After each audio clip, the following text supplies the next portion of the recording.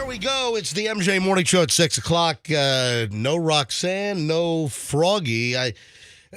Is Froggy out today? He doesn't communicate jack crap. I don't even know. Do you have any idea? Is he here? Is he not? Is Roxanne off today, or what's her deal? Any idea? So Roxanne, the lovely Roxanne sent the group a text. Oh, yeah. Okay, I didn't see any group text. She sent the text 3 minutes ago. Running like 2 minutes late today. All right.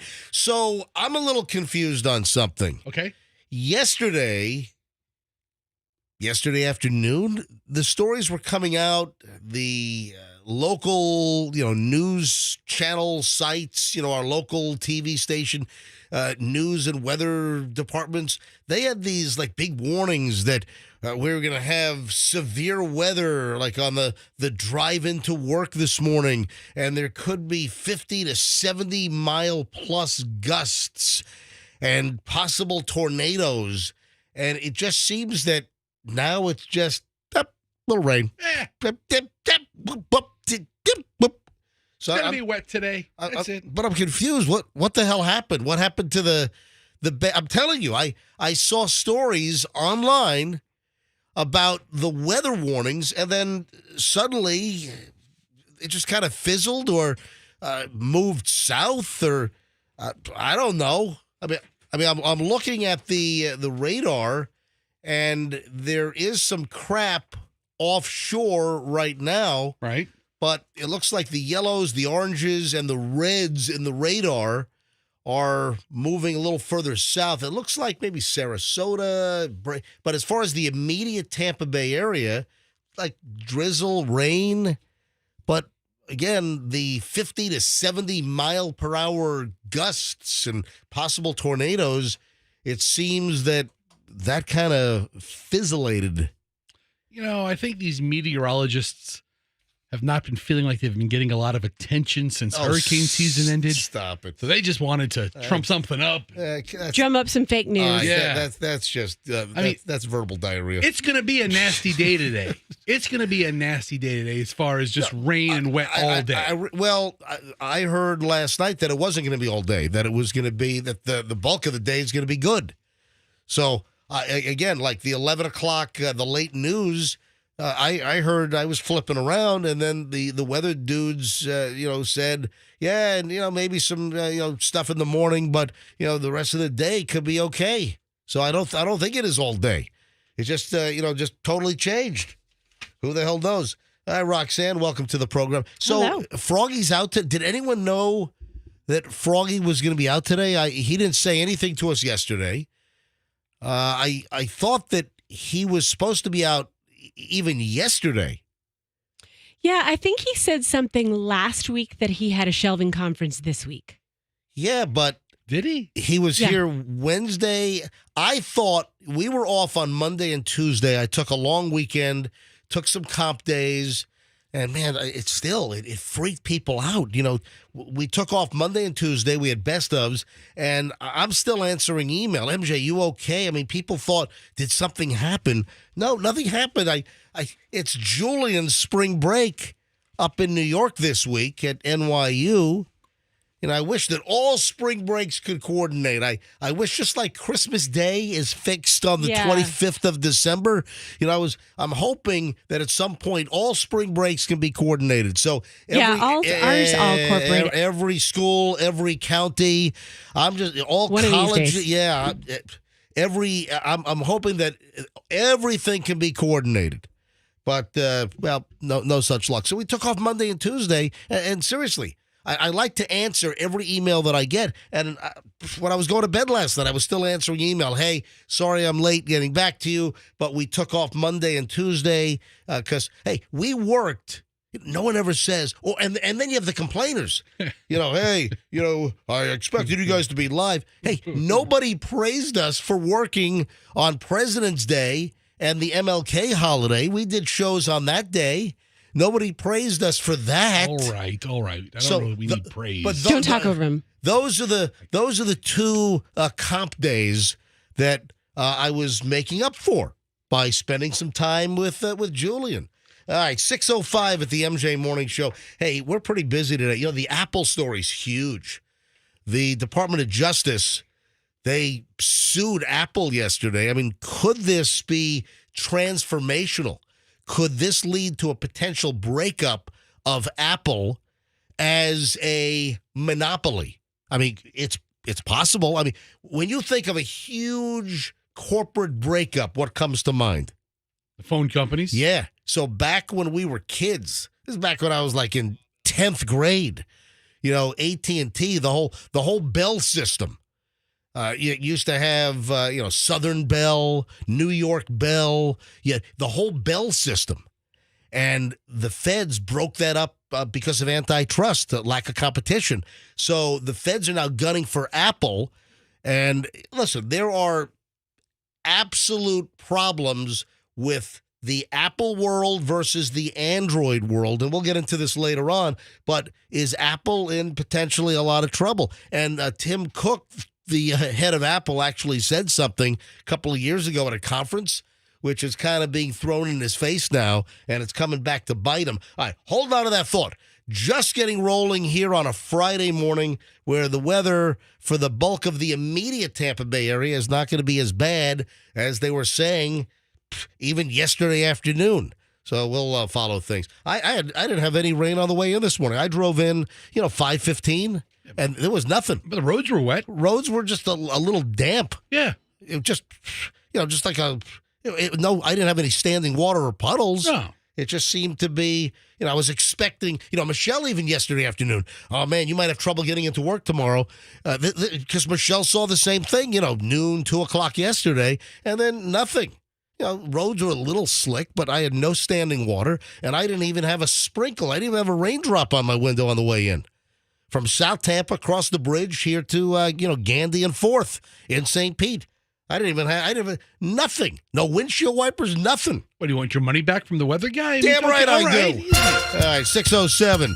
Going to be a busy Friday on the MJ Morning Show. Back in minutes. Pat's got traffic. What up, Pat? Well, the earlier crash,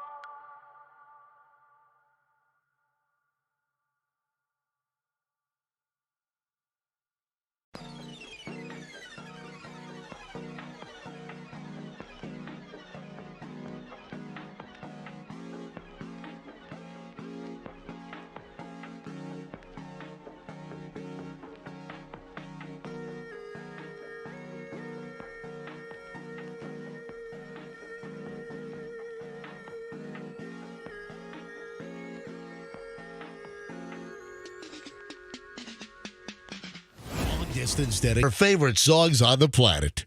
All right, I'm joking. All right, Fester's giving me a look of. I gotta say. All right, 6:20 at the MJ Morning Show. MJ, Roxanne, Fester. Now, I got to be honest here. When I saw this story, I'm like, do these two women have a freaking death wish? Oh my God!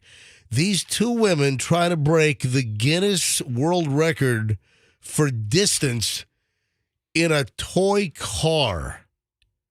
These are like these battery-powered toy car. It's not as small or as bad as like the Barbie car. Yeah. You know, it's like it's like one step up from that.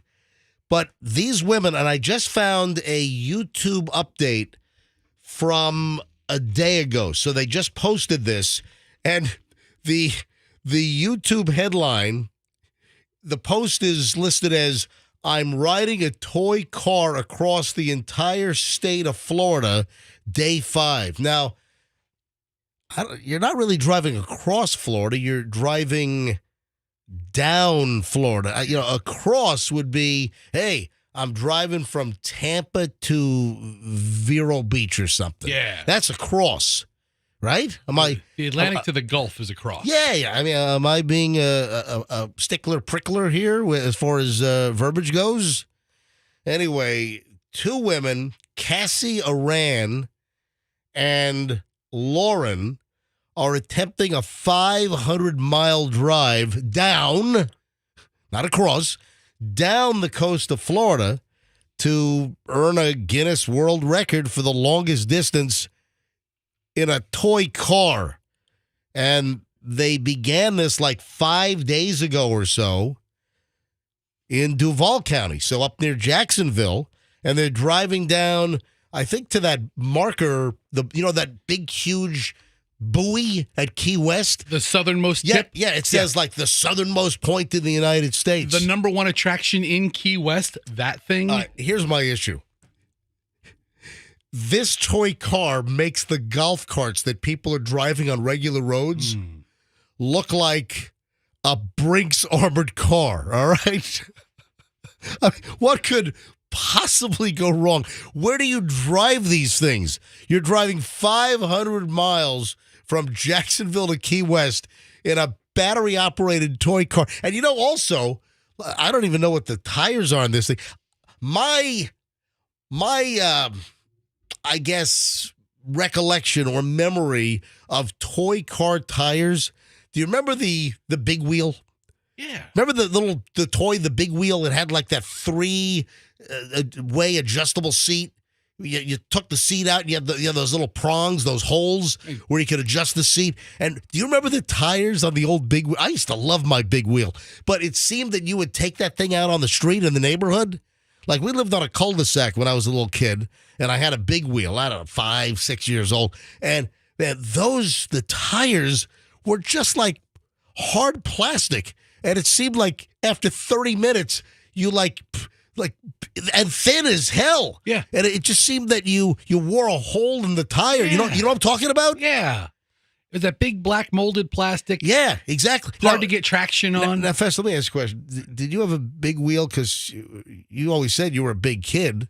I had a big wheel, but I went through those tires. So were you able to ride? Were you able to fit in a big wheel? Yeah, I wasn't like Lardo kid. All right. Okay, I mean, I had extremities. Listen, I'm just asking. I'm not making fun of you here. All right, so here's audio from their YouTube posting from yesterday, day 5 of their trek in a toy. These two women, 2 toy cars. There's one red one blue one, and they're trying to break the Guinness World Record here. But I'm thinking, the insane, crazy drivers in Florida, the reckless maniacs, let's say they're driving on the shoulders of roads. I mean, how many times I see once a month maybe people on the interstate driving on the shoulders to pass cars. You've seen that, Fester. Are they in the bike lane most of the trip? I can tell you. Yeah. Okay. They're on the sidewalk. If you watch the video, they're on the sidewalk. Sidewalk? Hold on a minute. How can you ride on a sidewalk? There's got to be times where they're in a dangerous spot. I don't think there's this. Going to Key West is that long bridge, like 12-mile bridge, right? Isn't it? Yeah, how the hell there's no sidewalk? Exactly. Well, all the Well, I video think- that is they it- show on their video clip is them riding on sidewalks and crossing the street like pedestrians. They're All right. basically, you see this? Oh, I'm looking at her computer. MJ, they're big. Well, they show. Well, I have the video. I'm about to roll the video so we can hear this woman. Listen. Today is day 5 of our world record attempt from Jacksonville to Key West, Florida. We wanted this trip to feel like a real road trip, which means taking time to explore the areas that we're passing through. Today we're in St. Augustine and we plan on using the whole day to explore the town, find places to eat, see, drink, and have a ton of fun. All right, so again, that's some pretty cool looking cars. yeah, these are not Barbie cars. You know what? If you hey, women, ladies, if you really want to impress me, get the Barbie car. Especially with the success of the Barbie movie last summer, get a Barbie car and drive that from Jacksonville to Key West. Yeah, these are actually pretty nice battery-powered little toy cars, but still, Festa, you just brought up a great point. 7 Mile Bridge or whatever the mile bridge it is. How do you can't stay on a sidewalk. You're going to have to drive on a shoulder of the road. I'm just saying, with the drivers in Florida, are these women, I don't want anything to happen to them, but are they putting their lives in danger with this stunt?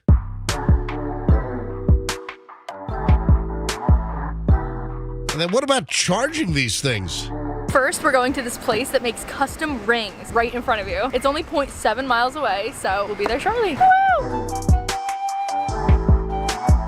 Okay, so they're on a sidewalk in this video, but there is no way that you can stay on a sidewalk for 500 miles from Jacksonville to Key West. I don't get it. Hey, speaking of cars, with a little more horsepower, I found this pretty interesting. You know, we had the Tampa police chief on earlier this week on Wednesday morning. We had the TPD chief, Lee Burkaw, on regarding that Mustang burnout in the intersection at Kennedy and MacDill in South Tampa. There was even a fire lit.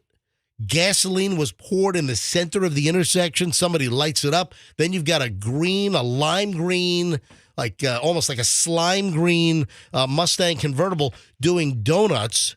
Then they fled the scene when police arrived.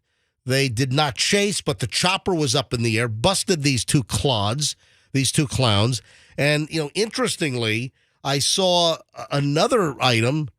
This is not local, but I wonder if this is going to catch on nationally. So it was a Mustang. And listen, I love Mustangs. I had 3 Mustang GTs when I was a younger man. Loved the Mustang GT. Never did a burnout? No. Not like that? No? Never did a burnout. But listen to this. Mustangs, Camaros, and Chargers and Challengers are forever banned from Coffee and Cars event. You know those events? Yeah. You know, they had Coffee and Cars. I don't know if they still do it, but over on Ulmerton Road in Feather Sound, they ran for years, and this goes back, 15 years. I don't know if they still do it, but they had, I think it was weekly. It was on the weekend, and in a parking lot in like a shopping center, wherever it was, they had a Cars and Coffee event. And I know there are multiple events like this around the Tampa Bay area, but in this particular location, this was in Indianapolis, that all Mustangs, Camaros, Chargers, and Challengers have been permanently banned. Why? Okay, Indianapolis, some Coffee and Cars event there. Then there's another story about Houston, Texas. So I don't know if this has reached the Tampa Bay area, but I think what they're suggesting is that the younger drivers of the Mustangs, the Camaros, the Chargers, and the Challengers are younger and they're more reckless. Does it say that? Or are you implying that? Or are they saying that, hey, a Charger is not that big of a novelty vehicle? Hang it. Look at my Charger. Big deal. So Mustangs, Camaros, Chargers, and Challengers permanently banned from all Coffee and Cars events in Houston, Also, as I mentioned, Indianapolis, and the decision follows reckless demonstrations of bad driving on public roads following the meetings. So apparently, across the country, the drivers of these particular cars, in leaving the events, I guess have demonstrated a degree of recklessness. Now, if you search YouTube for car show events and accidents, these things pop up in my Instagram feed all the time. Yeah. Where they're leaving some kind of an event and they floor it, they lose control, smash into a light pole. There's one, I can't remember the car, what it was, but there was one of these coffee and cars events where the person is leaving the parking lot, pulls out on the road, floors it, fishtails, loses control, goes onto the sidewalk. Hopefully those girls that are driving from Key West or Jacksonville, Key West are not around. And the car smashes into a pedestrian, flings him through the air like a rag doll, and then hits a light pole. The light pole snaps like a Mr. Salty pretzel stick and then falls over on another car. So I guess they're saying that the influx or the degree of young men that are driving Mustangs, Dodge Chargers, Dodge Challengers, and Chevy Camaros are no longer able to attend some of these gatherings. They're banning the cars outright because of the demographic of the driver and what is deemed as reckless behavior. And it's an event in Indianapolis, which is a regular cars and coffee event, and now Houston, Texas. So I don't know what the story is locally. Sounds like a bunch of old farts. Bunch of old guys pulling out their 86 Corvettes. Well, I think the suggestion is that, the folks that show up either, in a Porsche, a BMW, more, I guess. Exotic? I don't know if exotic. Well, exotic than a Mustang? Well, you have Ferraris. Yeah. You have Ferraris and Lamborghinis that show up at these events as well. The DuPont Registry was the place that held it in St. Pete. That was another place. Yeah, they had a big one. I mean, they don't want a Dodge Charger circa 2022 rolling. That's not. Why not? I mean, if you've got a good-looking Charger, I don't have a problem with that. Because you go to the dealership if you want to see that car. I want to see cars I can't see every day. All right. Well, the bottom line is they clearly at some of these events have identified that you've got young men that tend to be reckless, or they've identified certain cars driven by these young men as having a greater propensity to cause problems on the road. All right, 6:33 at the MJ Morning Show. Quick break. Early morons in the news lined up next. Good pile of idiot stories in minutes on the MJ Morning Show here on Q105. Stand by. Hey.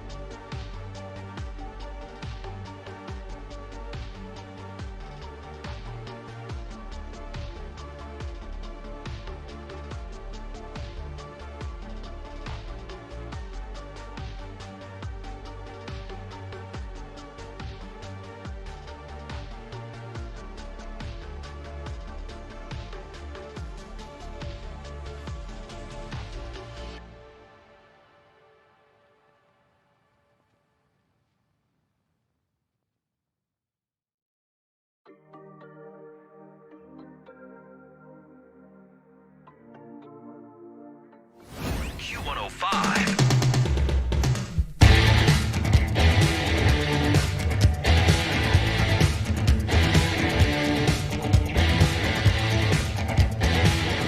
Let me ask you a question. If you knock off a convenience store, should you be conscious of what you're wearing? All right, here's the deal.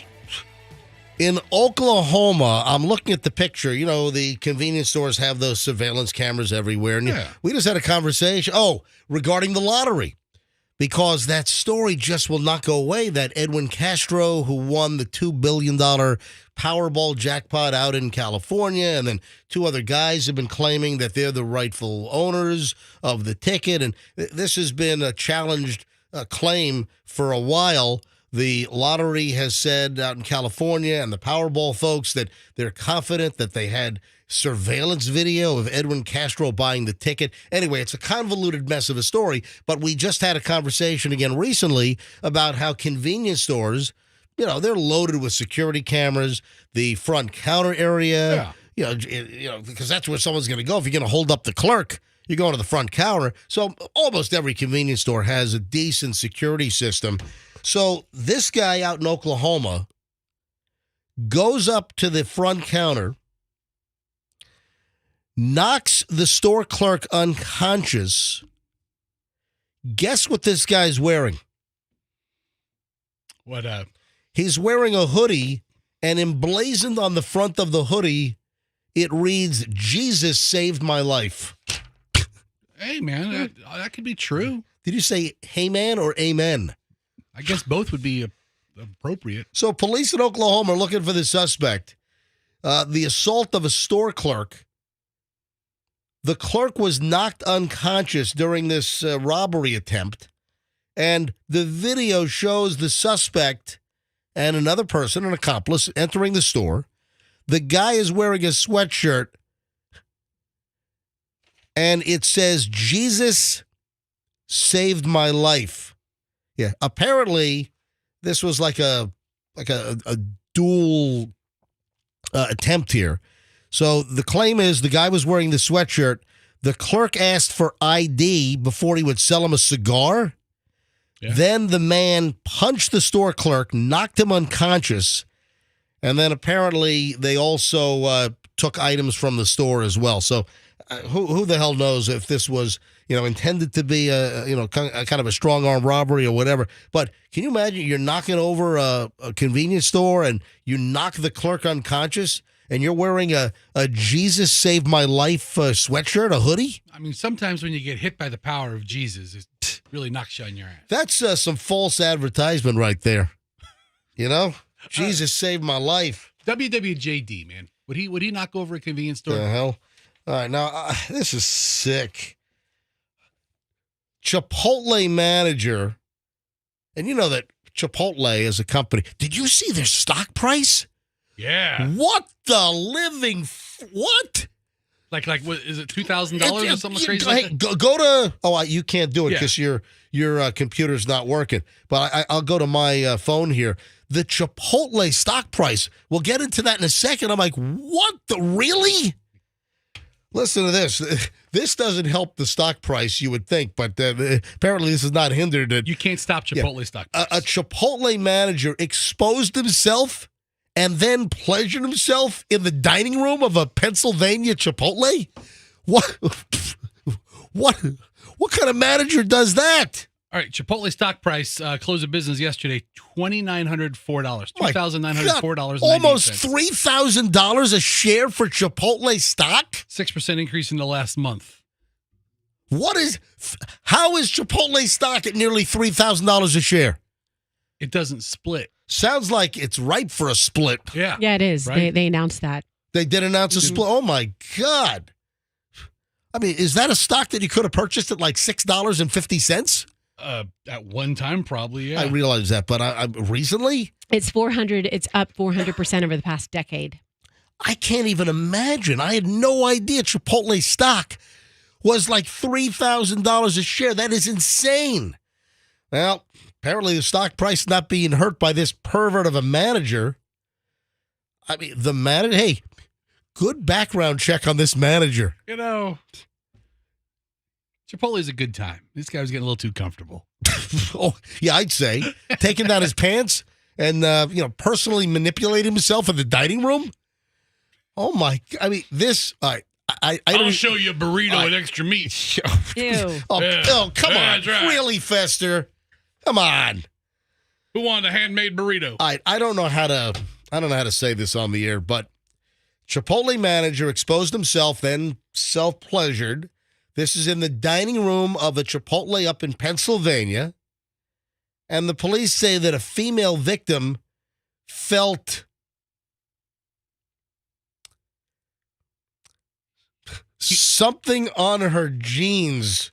He was that close to somebody? Apparently, when she got up to leave the table where the man allegedly had been touching himself. Okay. And it turns out it's the manager. This is not some, sex offender cretin that just wandered into a Chipotle. This is the flipping manager of the Chipotle. Didn't we do another recent fast food story with a manager really behaving badly with he was a pedophile or something? We just did that last week. I don't remember the story exactly, but if you say so, I trust you. This happened just outside of Harrisburg, Pennsylvania. 2 women went to the local police to report a sexual assault. The women, one was a former Chipotle employee, detailed the encounter with Kaisim Ransom, or is it Ransom? It's Ransome, 26-year-old manager. The 2 women told the police they were seated at the communal table talking with Ransom, and other employees when he began doing something with his hands down his pants. One of the women said that she saw Ransom touching his stuff. Anyway, this gets pretty graphic, but you can't even ask to see the manager. No. He's like, "Oh, it's me. Well, what can I do for you?" Well, let me see the manager. Someone's touching one of your employees and tell you, I am the manager. Here I am. Yeah, that's a good You want to point. see something? You want to see something on the manager? That is unbelievable. I'm guessing he's not the manager of Chipotle any longer. Anyway, an arrest has been made, and he's admitted to the lewd acts in the restaurant. What the heck is the matter with people? And then he charged him extra for guac. No, the extra meat. I think that joke was better. No, Chipotle is internationally known for extra guac. They charge you.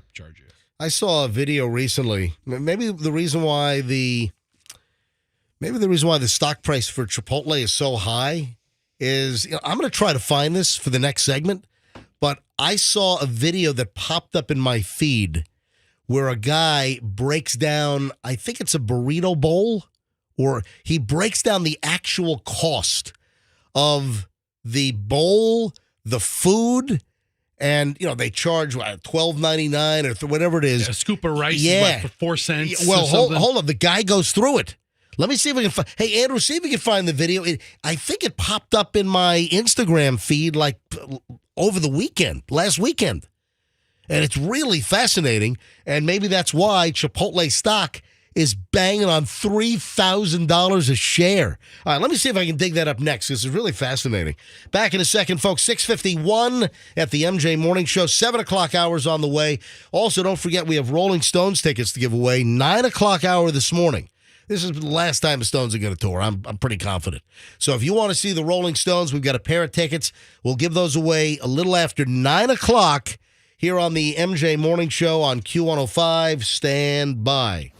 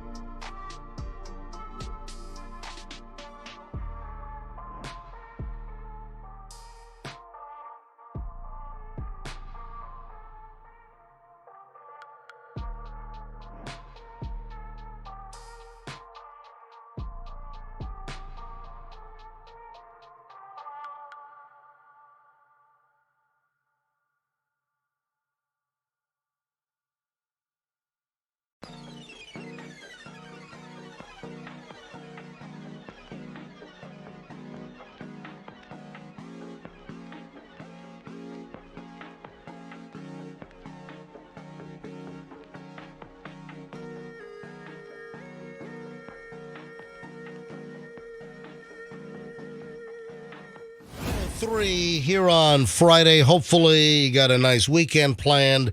I think we might even get a little bit of rain on Saturday, tomorrow.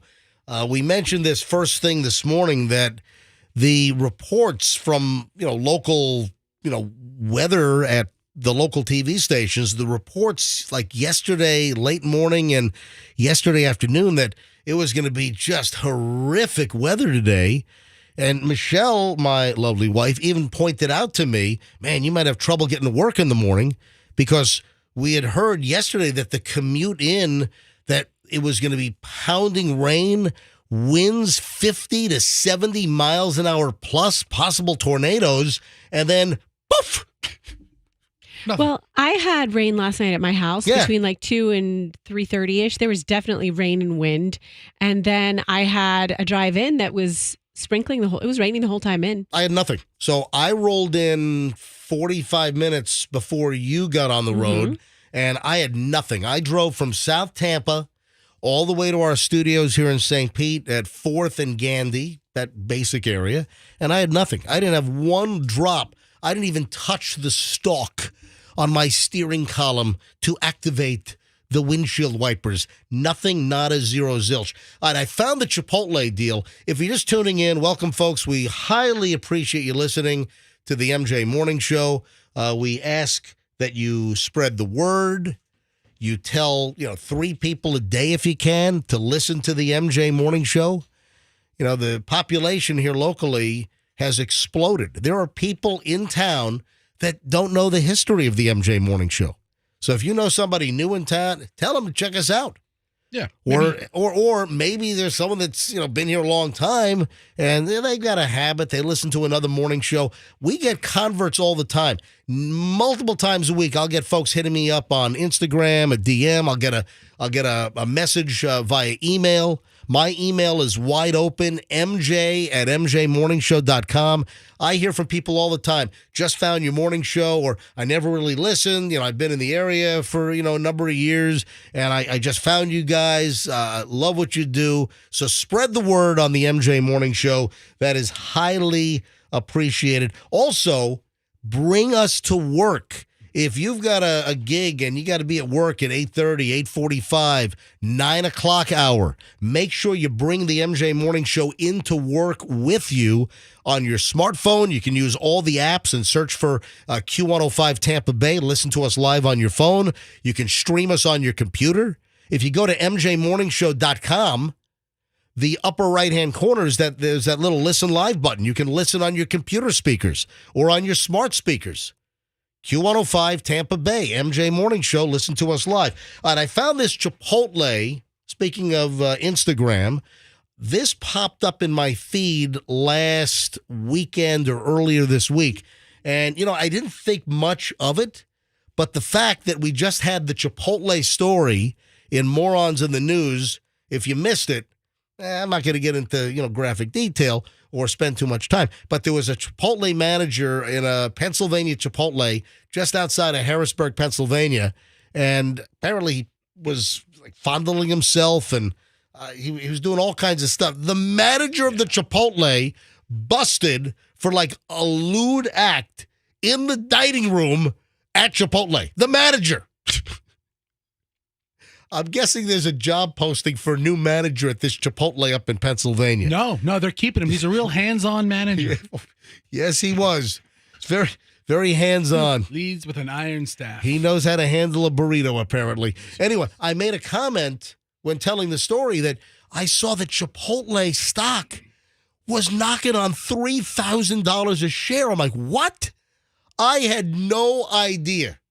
I had zero clue that a share of Chipotle was high 2,900s, almost $3,000 a share. And with that, I remembered, hey, you know what? I just saw this reel on Instagram where this guy claims this is how much it costs to make a Chipotle bowl versus what they're selling it for. Now, I don't know who this guy is. On Instagram, he goes by The Gary Bird. So I don't know if his numbers are accurate and where he got his numbers, but it seems reasonable. I'm pretty business minded. Yeah, look at the price of things. Yeah, a scoop of beans, a scoop of rice. Right. So as I watched the video, and I wasn't going to play this, but now we've got these Chipotle items and the stock price. I'm like, you know what? So quickly did a search, and luckily a Google search brought up the Instagram reel that I saw a couple of days ago. And this guy, the Gary Bird, he lays out the cost of a Chipotle bowl versus what you pay. Now, he's claiming that his receipt was like $10 and change. Sounds right. Yeah, well, I'm sure that's going to vary. Like, I think when you buy a Chipotle in Manhattan or in San Francisco or Chicago, probably going to be more than some kind of a smaller market, small town, rural Chipotle. I don't know I think the prices are probably fluid depending on, the cost of operations in different locations. All right, listen to the audio on what this guy is claiming that it costs to make a Chipotle burrito bowl. You know how much it costs Chipotle to make a chicken bowl? So first you got the bowl. This is gonna cost 10 cents and the fork's gonna cost them 5 cents. White rice is gonna cost 15 cents. Cheese is gonna cost 30 cents. Pinto beans, 15 cents. Corn salsa, 10 cents. And the most expensive, the chicken, the protein, 70 cents. Lastly is the lettuce. It's gonna cost 10 cents. Then you got labor and then you got rent as well. So all in, Chipotle, it costs them $2.95. You're gonna pay $10.34 for a chicken bowl. So he claims all in, they've got $2.95, and then he has a receipt that shows that his little chicken bowl was over $10. Another reason their stock price is doing so well is they're really good at driving their customer loyalty program. And they also have those dedicated drive-through lanes just for digital sales. So that's helped them grow too. Makes sense to me. Let's roll the video again, and I'm going to try to start and stop it. Now, the guy's going really, really fast. But you know how much it costs Chipotle to make a chicken bowl? So first you got the bowl. This is going to cost 10 cents. All right, so he's showing the actual bowl. He says 10 cents. The fork's going to cost them 5 cents. The fork, the plastic fork is 5 cents. That much? I would think that if you're buying in that kind of bulk, I would think that the fork's actually a couple of pennies less. I would think. Is what I'm thinking. White rice is going to cost 15 cents. All right, white rice, 15 cents. I don't think that's unreasonable. A scoop, one scoop of rice? Exactly. I don't think it's unreasonable. Cheese is going to cost 30 cents. So cheese, 30 cents for the cheese. Pinto beans, 15 cents. So the pinto beans, 15 cents for the pinto beans. Corn salsa, 10 cents. The corn salsa, 10 cents. Most expensive, the chicken, the protein, 70 cents. So 70 cents worth of chicken. Yeah, and when you think about it, you can load those up with beans and rice and kind of be skimpy on the chicken. I don't know. I don't eat at Chipotle often enough to know if they skimp out, but you've got other stuff in there that people aren't going to notice if you're a little less on the protein. Yeah, I have not been to Chipotle in quite a bit. There's one not far from my house, right across from West Shore Plaza on West Shore. The kids have gone, much more than I have over the years, but you brought up, do they skimp on some of the items? They've got those scoops, and, it's kind of arbitrary. Do you get a heaping scoop?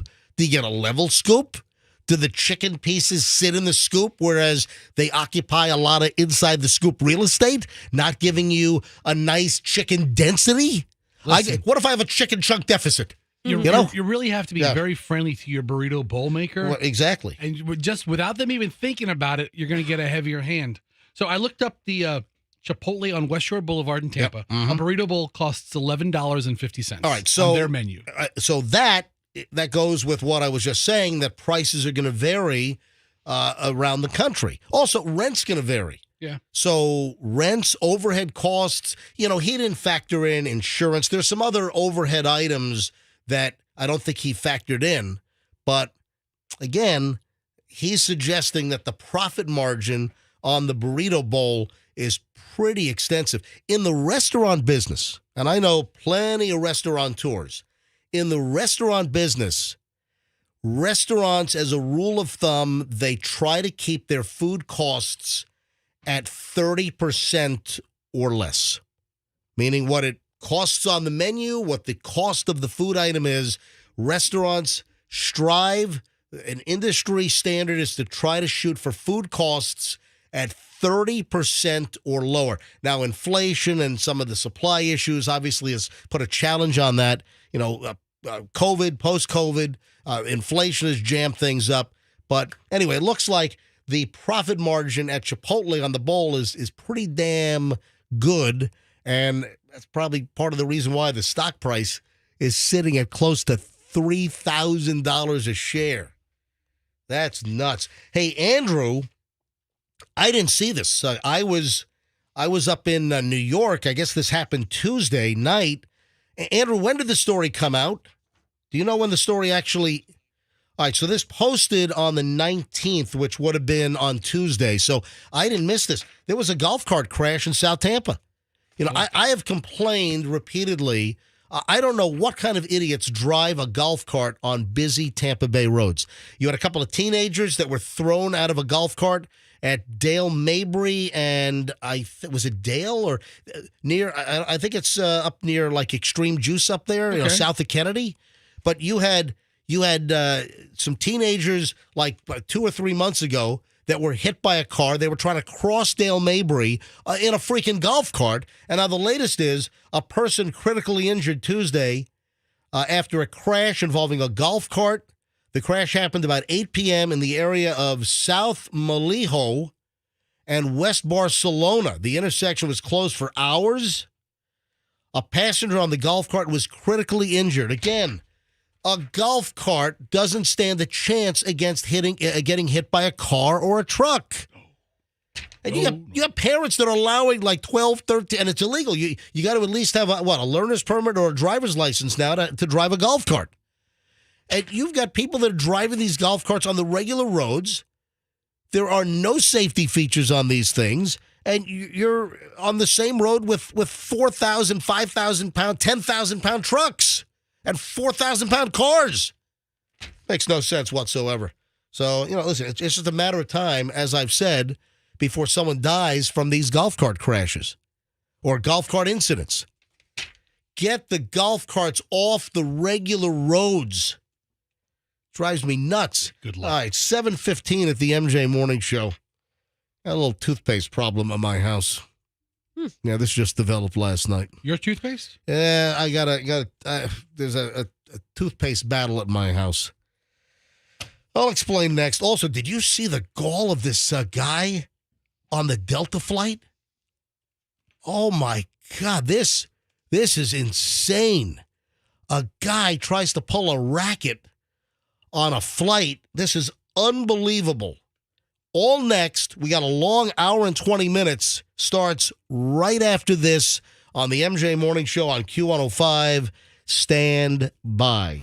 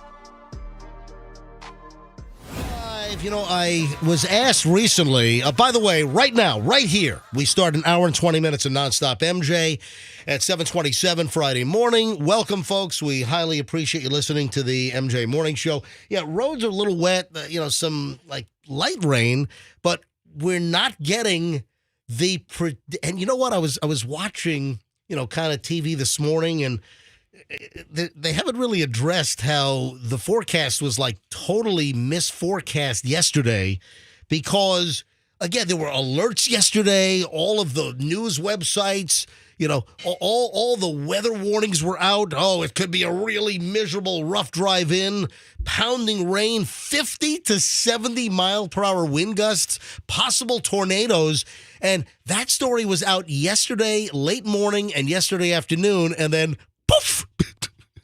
None of that has developed. They never do that. They never come back the next day and say, we were wrong. Yeah. I had some weather issues coming in. It was rainy my whole drive in. Hold on. No. Yes, rain versus 50 to... listen, they were predicting possible tornadoes and 50 to 70 mile per hour plus winds. And it's rain. And again, I came at 5:15 this morning and I had nothing, zero. You had rain. That's a big difference from 50 to 70 mile an hour winds and having your X5 blown off the side of the Howard Franklin Bridge, all right? A tropical storm is 39 to 73 miles per hour. Oh, yeah. So they were predicting that kind of weather. Yeah, Category 1 hurricane starts at 74 miles of sustained wind. Yeah. So yesterday they were saying, hey, we could have winds in excess of 70 miles an hour. Near hurricane gusts. Yep. Nothing.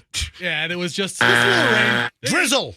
It washed all the pollen off of my car. That's good. So I was grateful for that. Yeah, and all those, the catkins, those little stringy, those little rotini looking. Is that what they're called? Yeah, catkins. I didn't know that. Yeah, catkin. There are a couple of names for it, but catkins.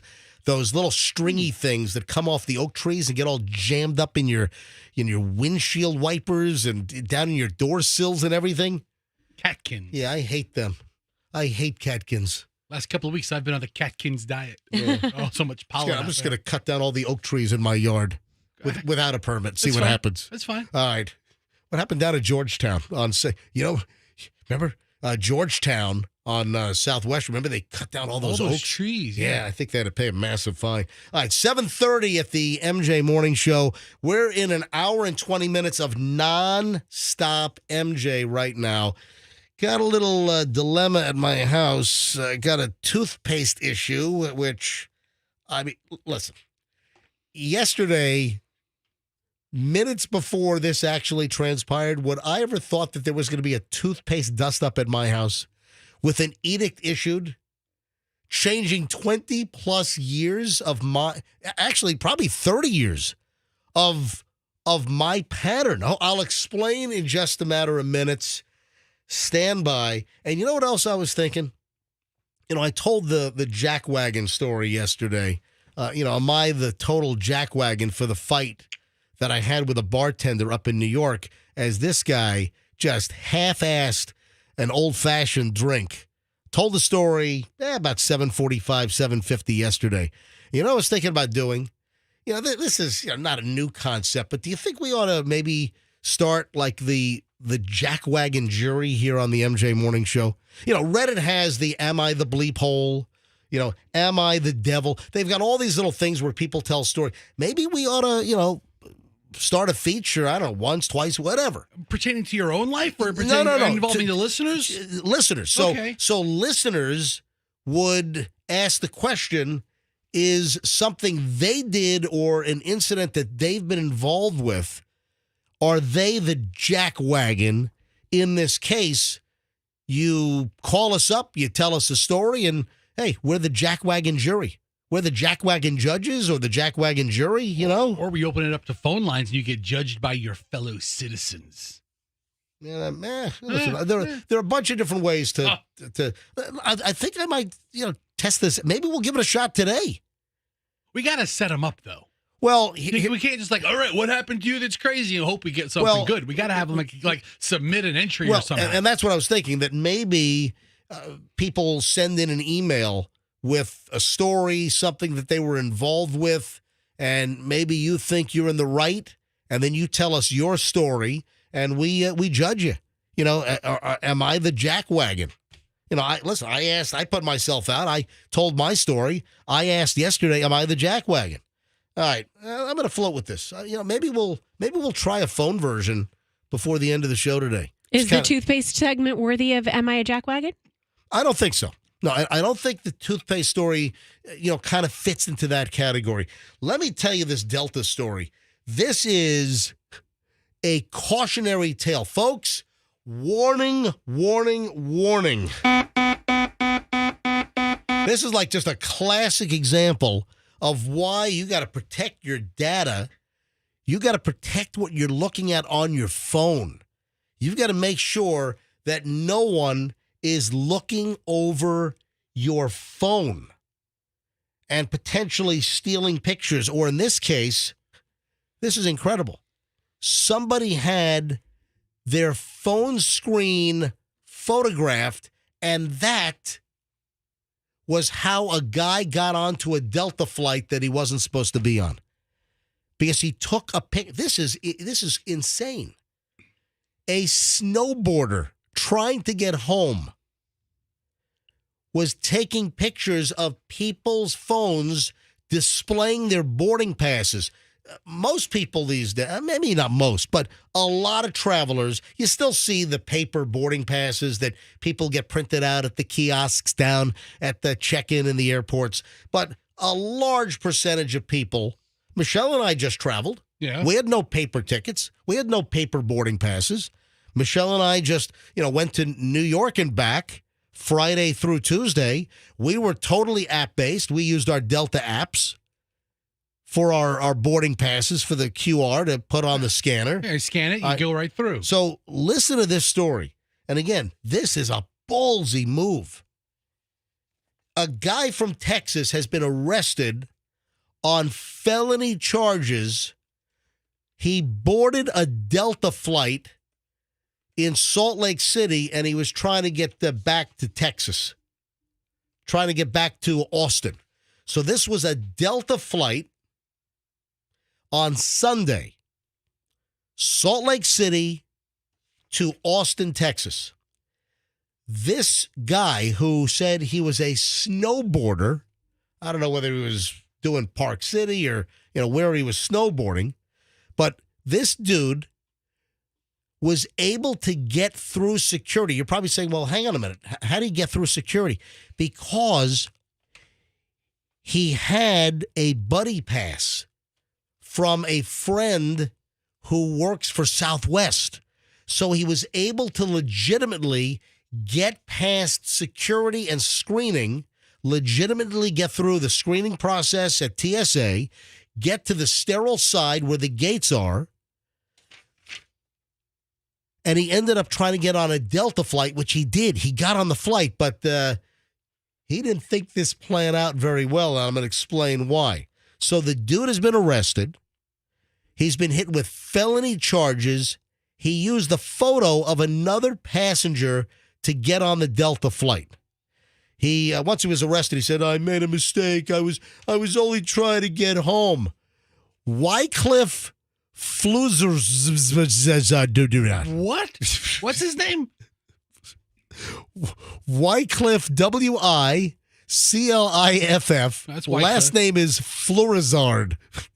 Flurizard. It's like combining fluoride and a blizzard. Yeah, I guess so. 26 years old. He boarded a Delta flight again to Austin, Texas from Salt Lake City. Security footage. Once they went back and looked at the security camera footage from the gate area, he was just creeping around the Delta gate area and looking at people's phones. And you could see on the video, according to airport police, he was taking pictures of people holding their phones with their boarding pass on their phones on the Delta app.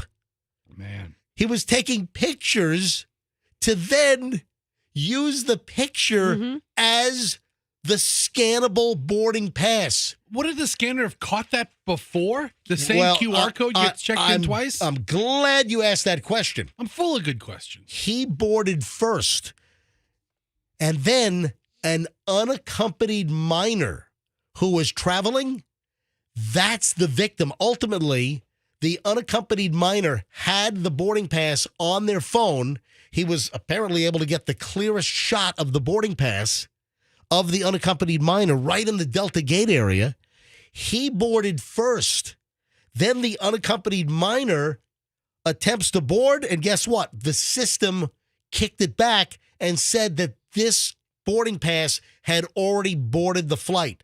So already the Delta Gate agents are like, what the heck is going on? How did this unaccompanied minor already get checked in?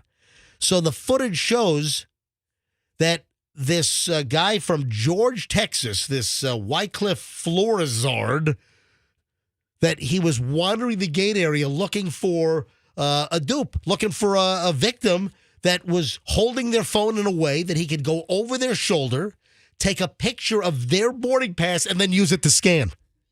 I wonder if he'd done that for an adult. I wonder if he would have gotten caught, because maybe with the adult, they would have just been like, sorry, I don't know what kind of scam you're pulling. But with the kid, they investigated it further because it's a kid by himself. Roxanne, good thinking. However, I don't know if this guy banked on the possibility. Every seat on the Delta flight was filled. There was nowhere for him to sit. And the plot quickly unraveled. Yeah, so the boarding pass that the unaccompanied minor tried to use had already scanned in, so they're scratching their heads. Then on board the flight attendants noted that this guy, Florizard, was starting to behave a bit strangely once he was on the plane, and obviously had to conceal the fact that he didn't have a seat.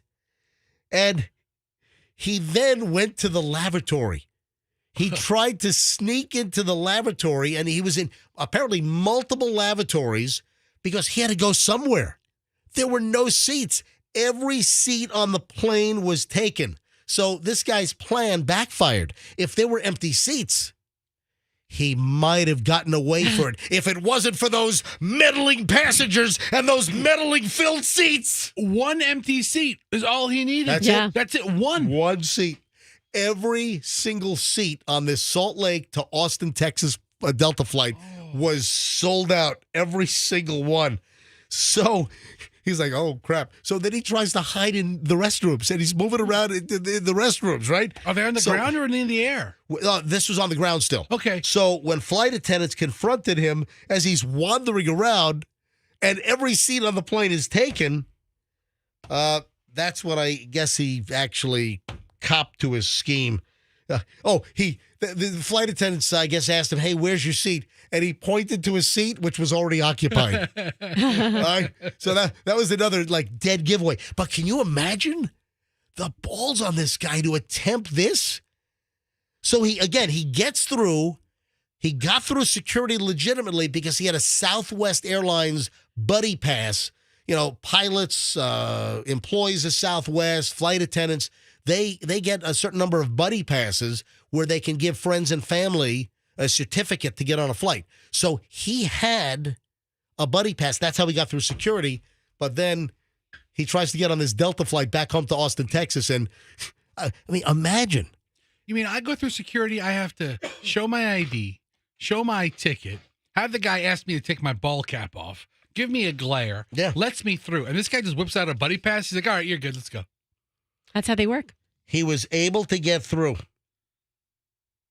All right, he is one empty seat away from pulling this whole thing off. Yeah, well, that's the point. Yeah. Well, you know what else he could have done? He could have gone to the bathroom maybe and stayed in there and held the door shut but not locked it. Because if it's locked, it would notify the flight attendant. Someone's in there, knock, knock, you need to get back to your seat. We're taking off. A Transportation Security Administration spokesman said that we looked into the matter and learned that the individual in question was screened without incident at the security checkpoint at Salt Lake City International Airport on Sunday, March 17th, St. Patty's Day, using a photo ID that matched the name on the buddy boarding pass.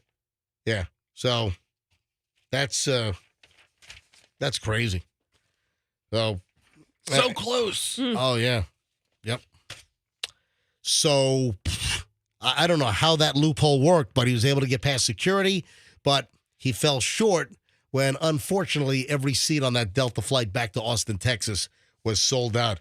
But man, that takes some serious gall. If he could have just convinced that unaccompanied minor that the kid was at the wrong gate, and just got her to walk away for a little while, maybe he would have got away with it.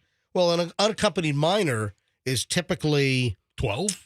No, it's anything under, I think, 16 or whatever it is.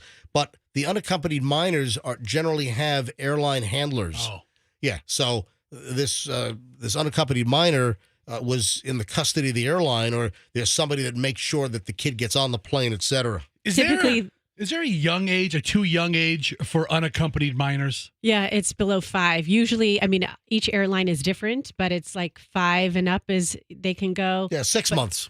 Yep, 6 months is a little bit too young. Yes. That's what I'm thinking. Speaking of planes, there's another story that just popped up last night. I don't know what took so long. This hit social media.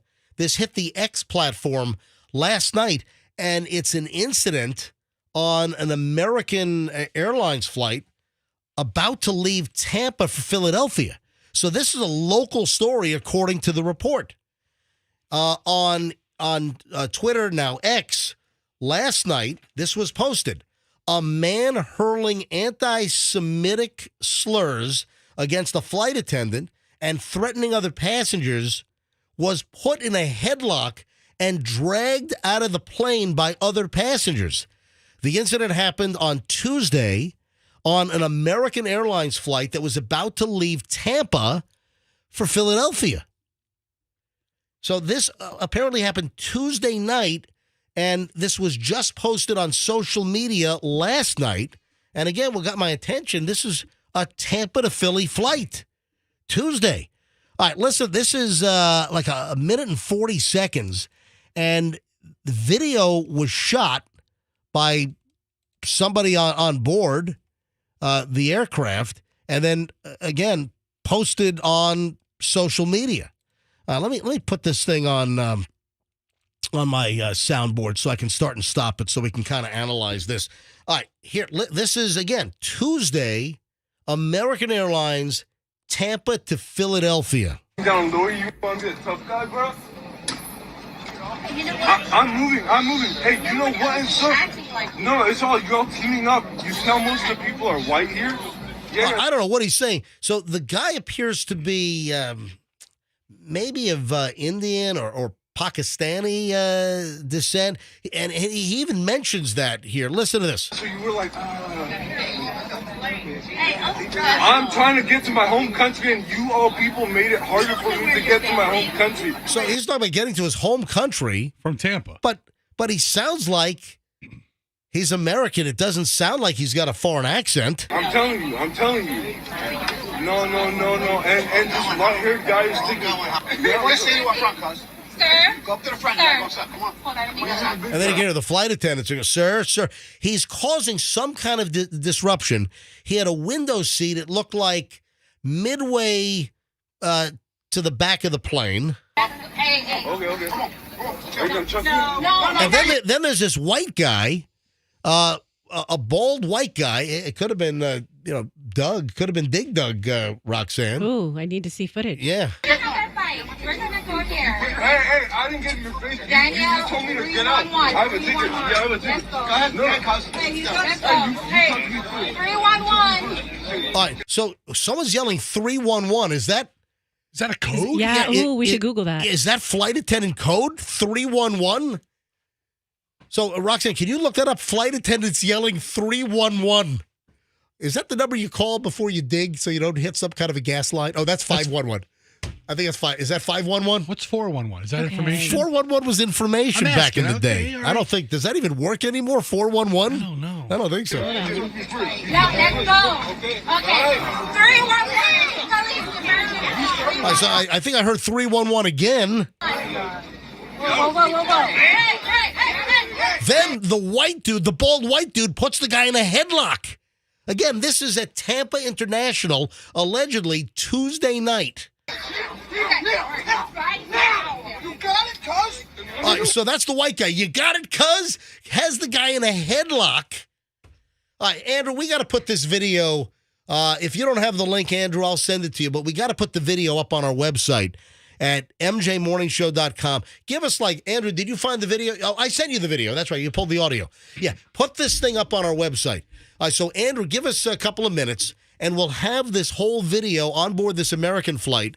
We'll have it up on mjmorningshow.com, and then it'll be near the top. Just click on As Heard on the MJ Morning Show. Do we have any flight attendants listening right now? That might be some real inside lingo. As far as 3-1, listen, we'll ask. I don't know. All right. Are you a flight attendant? Are you a pilot? If a flight attendant yells 311, 311, is that a code? Yeah, I'm looking up codes here. I can't find that specific number of codes. I'm learning, though, other codes. Like when you hear flight crew mention paperwork, it signifies a delay before taking off. So if you hear someone say paperwork, there's some reason that. All right. That's, any flight attendants, 800 or pilots, or I don't know if this is specific to American Airlines, if the flight attendant's yelling 311, if anyone knows. We typically have flight attendants that listen because we've had them call in when we've had a question. 800-990-1047. 800-990-1047. If you're a flight attendant or a pilot or in the airline business, does 311 mean anything? Got it?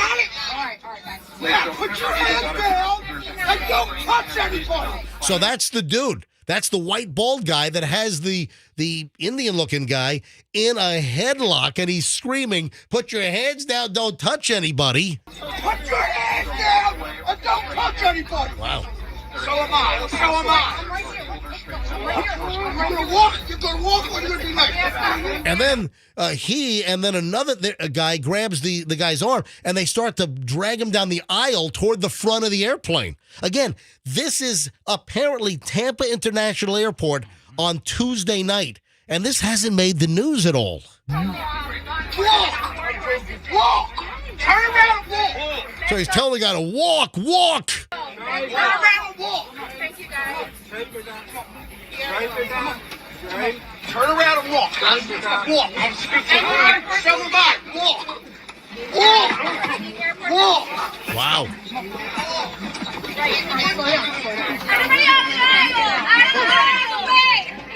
And then the flight attendant's yelling, "Everyone out of the aisle," as these two guys are dragging this guy off in a headlock. Tampa to Philadelphia. I guess we could say things are not always sunny in Philadelphia Enough of that guy. in this particular case. Nothing this cool happens on the flights that I'm on. God, is that not insane? Disturbance apparently Tuesday night. All right. Got a toothpaste issue. Yeah, Andrew screened some calls. Nobody can verify whether 311 is some kind of. Andrew got some calls. Some flight attendant didn't want to go on. That 311 means call security. Okay. So I have to tell you, the article I'm reading has some really cool flight attendant terms. Like, you know what they call, they freshen up their makeup before they land so they can greet the passengers? It's called putting on landing lips. All right. Isn't that cute? Thanks. I'm kind of looking for the disturbance on the airplane stuff. And like when you're at a hospital and you hear code red or something. Code gray. Yeah. Remember, I was at when I had my kidney stone lithotripsy to bits. Right. I was listening to all these codes, and I was hearing code blue, code red. One was code gray, and I can't remember what color it was. But one was like some kind of a patient with a psychological disturbance. Yeah, disorderly patients or a psychiatric. Going crazy. Yeah. Yeah. So secret codes. And code brown. Oh, get away from that one. That's Fester's. Dude. Fester's incident some days ago. All Fester over. Had a code brown going on. That's why he's wearing the Depend undergarments in the studio. Hang on a sec. Yeah, Ron wants to go on the air with us. Ron, you're on the MJ Morning Show. Hi, Ron. Good morning, guys. just calling in with some information for you about that 311 that flight attendants use. Yep. I was in airline industry for 14 years as safety and compliance.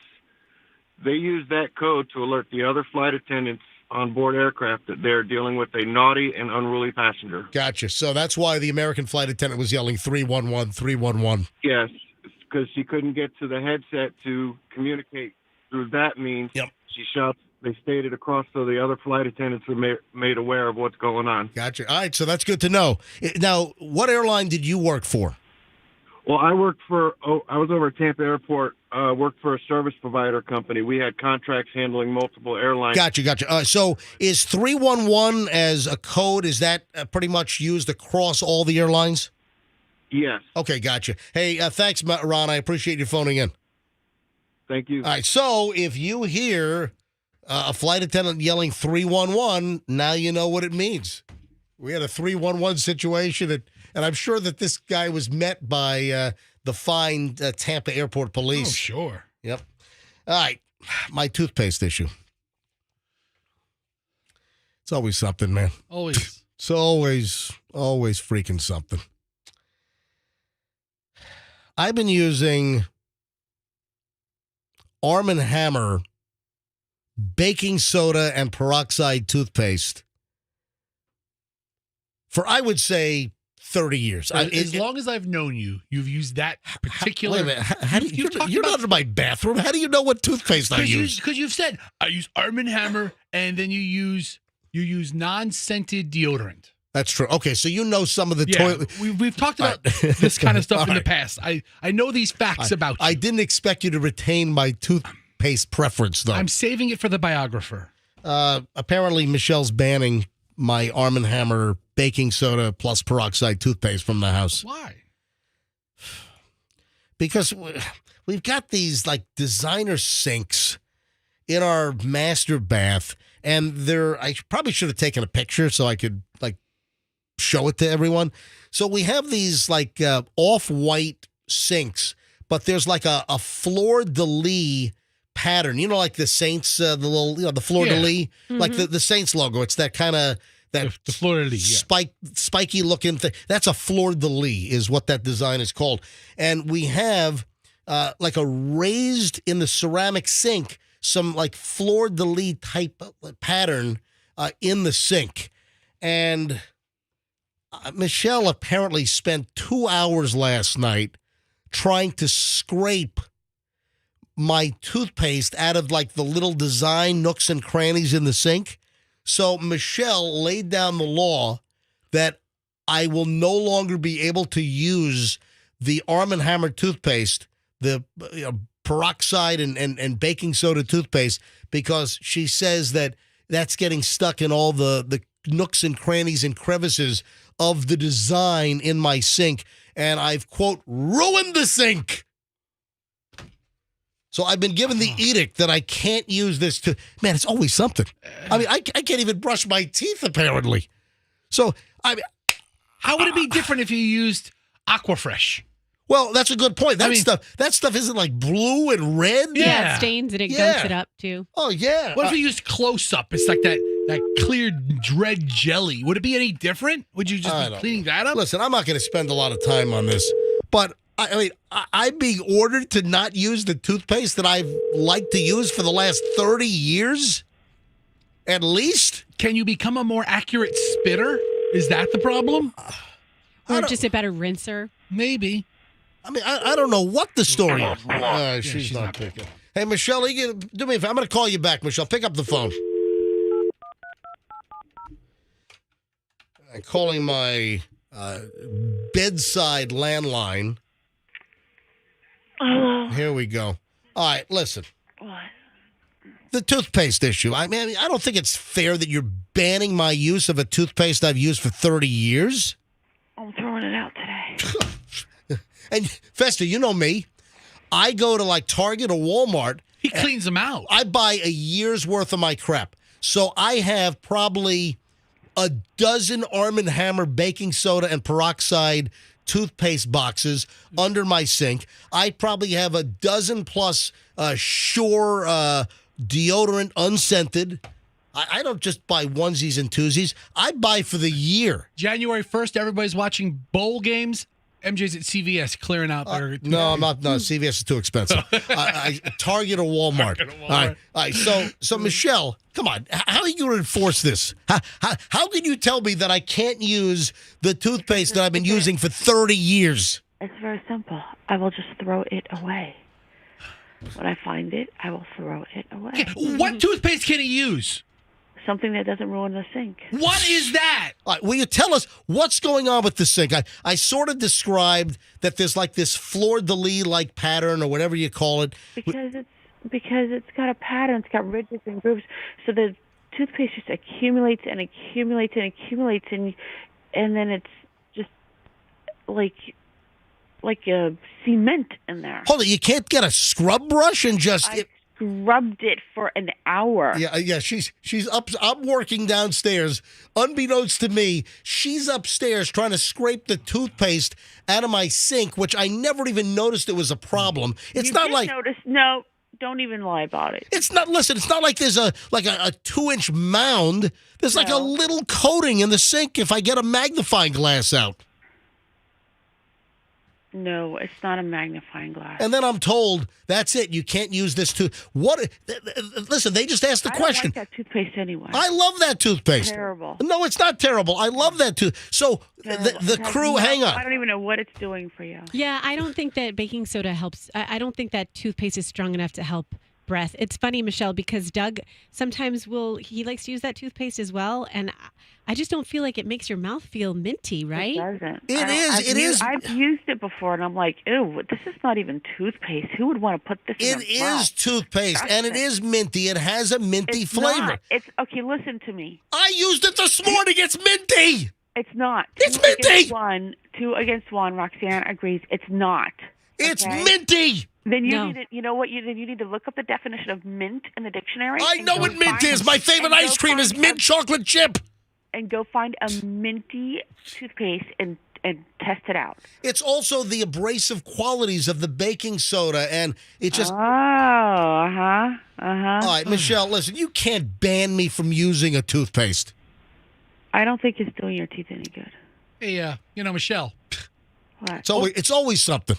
Over the weekend, when coming weekend? Over the last weekend when you were up in New York with Julian. Yeah. And MJ said that he married you because he thought you guys got along. Oh, yeah. I'm having a problematic week here, you know? I don't know how well you're getting along right now. We weren't getting along then either. I'm having a real... I was like, wait a minute, dude, we weren't getting along then, so I don't even know what you mean by that. I'm living in hell right now. I pissed Michelle off because I gave the wrong answer in front of Julian on why we got married. Now I can't use my freaking toothpaste.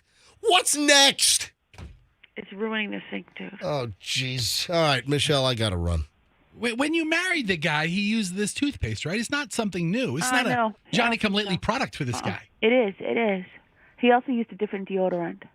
I don't like that other deodorant. Michelle. I like the old deodorant. I've been using this toothpaste. The old deodorant. All right. You smelled like MJ. All right. And now you smell like I don't know what. All right, goodbye. All right. All right. What is going on in my life? I don't know. That toothpaste is causing a ruckus. You got a tough life. I just want to live in peace. That's it. With clean teeth. I just want peace in my life. That's all I'm asking for. That's it. Just a little peace in my life. The Apple situation. Andrew's like screening calls over here. The Apple story is a pretty big deal. So if you're not up to speed on this, the Department of Justice filed a massive lawsuit against Apple, claiming they have essentially a monopoly, unfair practices, and will this affect you? Now, at last check, and I think it varies, quarter to quarter, but Apple in the United States, Apple has at any given time between 60 and 70% of the mobile phone market. That is a pretty freaking big number. So this is really, earth-shattering, and could Apple be broken up? Now, everyone is going to know exactly what I'm talking about because I'm on Android. The whole crew is on Apple. So Roxanne, Fester, Froggy, they all have iPhones. Andrew, our producer, and me, we're the only ones that use Android. I'm rocking a Google Pixel 8 Pro, the latest version of the Pixel 8 Pro. I've never had an iPhone. I've got a 12.9, iPad Pro that I have at home. I've had iPods, but I've never, ever had an iPhone, which came out, I think, in 2007. Never had one. This is what's going on. And some of the practical reasons, and you're going to be able to identify with this, because one of the issues is when you guys send me a video, or if I send you guys a video, if you go Android to Apple, or if Apple tries to send to Android, you get this little tiny, square that is low quality, pixelated. It sucks. And it's like a tiny little video. You don't get like full resolution. And that's by design, according to this lawsuit, that Apple is doing everything to hinder compatibility. There are a couple of audio bites I got to play here.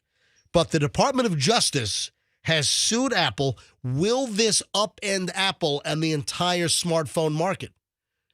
There's talk that the DOJ might push for a breakup of Apple, kind of like the Bell system, all the Bell telephone companies back in like 1982. How would that even work, though? I mean, the phone systems were at least regional. All right, let me give you some of the details. Then there are a couple of audio bites you got to hear, including something that Tim Cook, the CEO of Apple, said at a conference a couple of years back that they're throwing in his face to kind of add to the antitrust nature of the claim. So the DOJ, the Department of Justice, had a big press conference yesterday with the Attorney General, Merrick Garland, and they're saying that the iPhone ecosystem is a monopoly, and it's part of what's driving the astronomical valuation of Apple, worth trillions.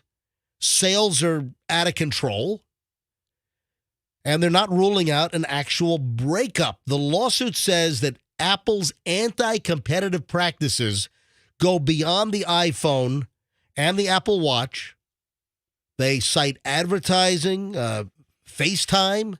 Yeah, I heard they've limited some developers in the App Store. They have complete control over that. Exactly. So they limit apps. Yeah. And if there's an app that competes with one of their products, they won't allow it into the Apple App Store, for instance. The lawsuit could force Apple to make serious changes. In the numbers from 2023, they sold over $200 billion in product. That is absolutely enormous.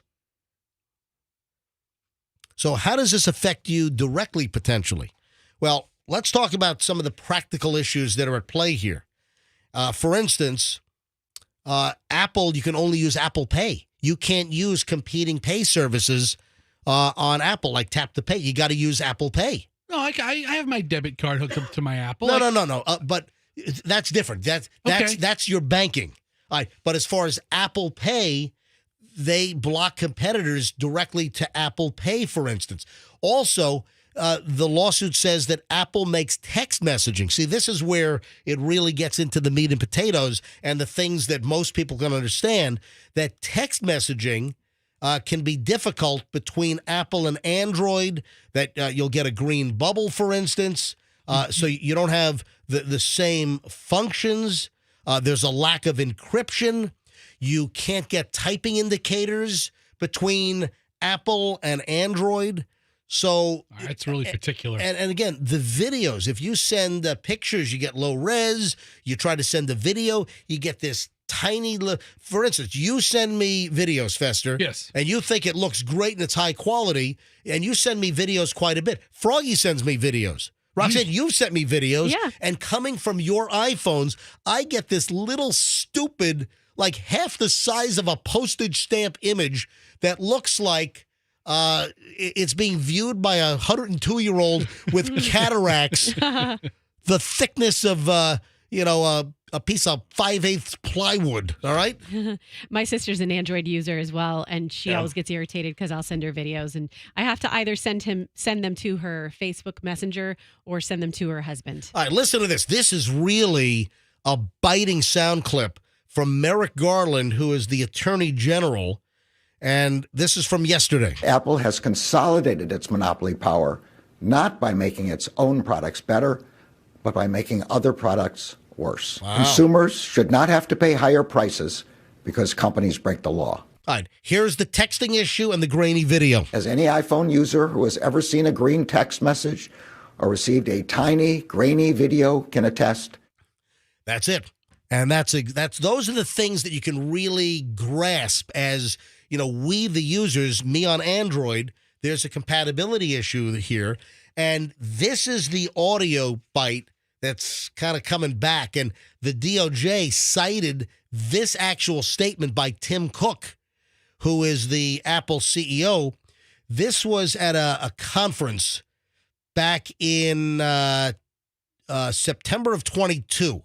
Okay. It was the Vox Code Conference, September 2022, and they were doing a Q&A, and this guy asks a question in the audience of Tim Cook from Apple, who's up on the stage, and the guy asks this. Not to make it personal, but I can't send my mom certain videos, or she can't send me certain videos, and so we leave. Buy your mom an iPhone.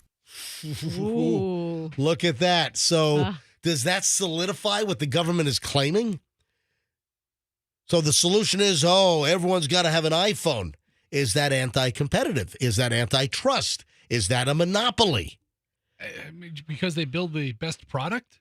Listen, they build a solid product, but they intentionally make it incompatible with today's technology. So how do you break Apple up? Well, you have one store called the Apple Store, then you have the Apricot Store? You have the Orange Store? That's an interesting question. How do you break Apple up? Is that an apple? No, it's a banana. But we've all experienced this. Android users, and then if I send you a video, what do my videos look like? Do you guys get if I'm on Android, I'll do it right now. Hang on. Let me take a video. I'm going to take a video, and I'm going to do a quick little video here in the studio. All right, Roxanne, there you are. You can see me on MJTV right now. I'm taking a quick video in the studio. Oh, Fester just flipped me off. Thank you. Thank you, Fester. You're welcome. All right, so let me do it one more. I'm going to do it a little shorter so I can get it to you quicker. All right, here we go. I'm doing a quick video. There we go. And Fester flips me off again. Okay, what is that, a 4 or 5 second video? All right, I'm going to send this to Fester and Roxanne right now, and you tell me what it looks like. I'm going to send it to the group. Okay. So right now, I'm sending you the video that it's 3 seconds long, so it should go fairly quickly. All right, here it goes. Sending it. All right, it is sending right now. Let me put the phone by the window to maximize signal strength because cell service sucks. All right. Here in the part of St. Pete where we are. Let me know. Buzz in the minute you get my text. And I went to everyone in the group. So Froggy even got this thing. All right, did it just go off? Yes, I just got it. Okay. All right. So Fester, from my Android, I just sent you video to your iPhone. Right. What is the video? Do you have a full video? Yeah. Quick video. Fester flips me. Yeah. So I just got it just now. All right, but your video looks better than mine. So you're getting a better quality video than what I get. All right, I can't see it. Is it pixelated or is it low quality? It's mediocre quality. Yeah.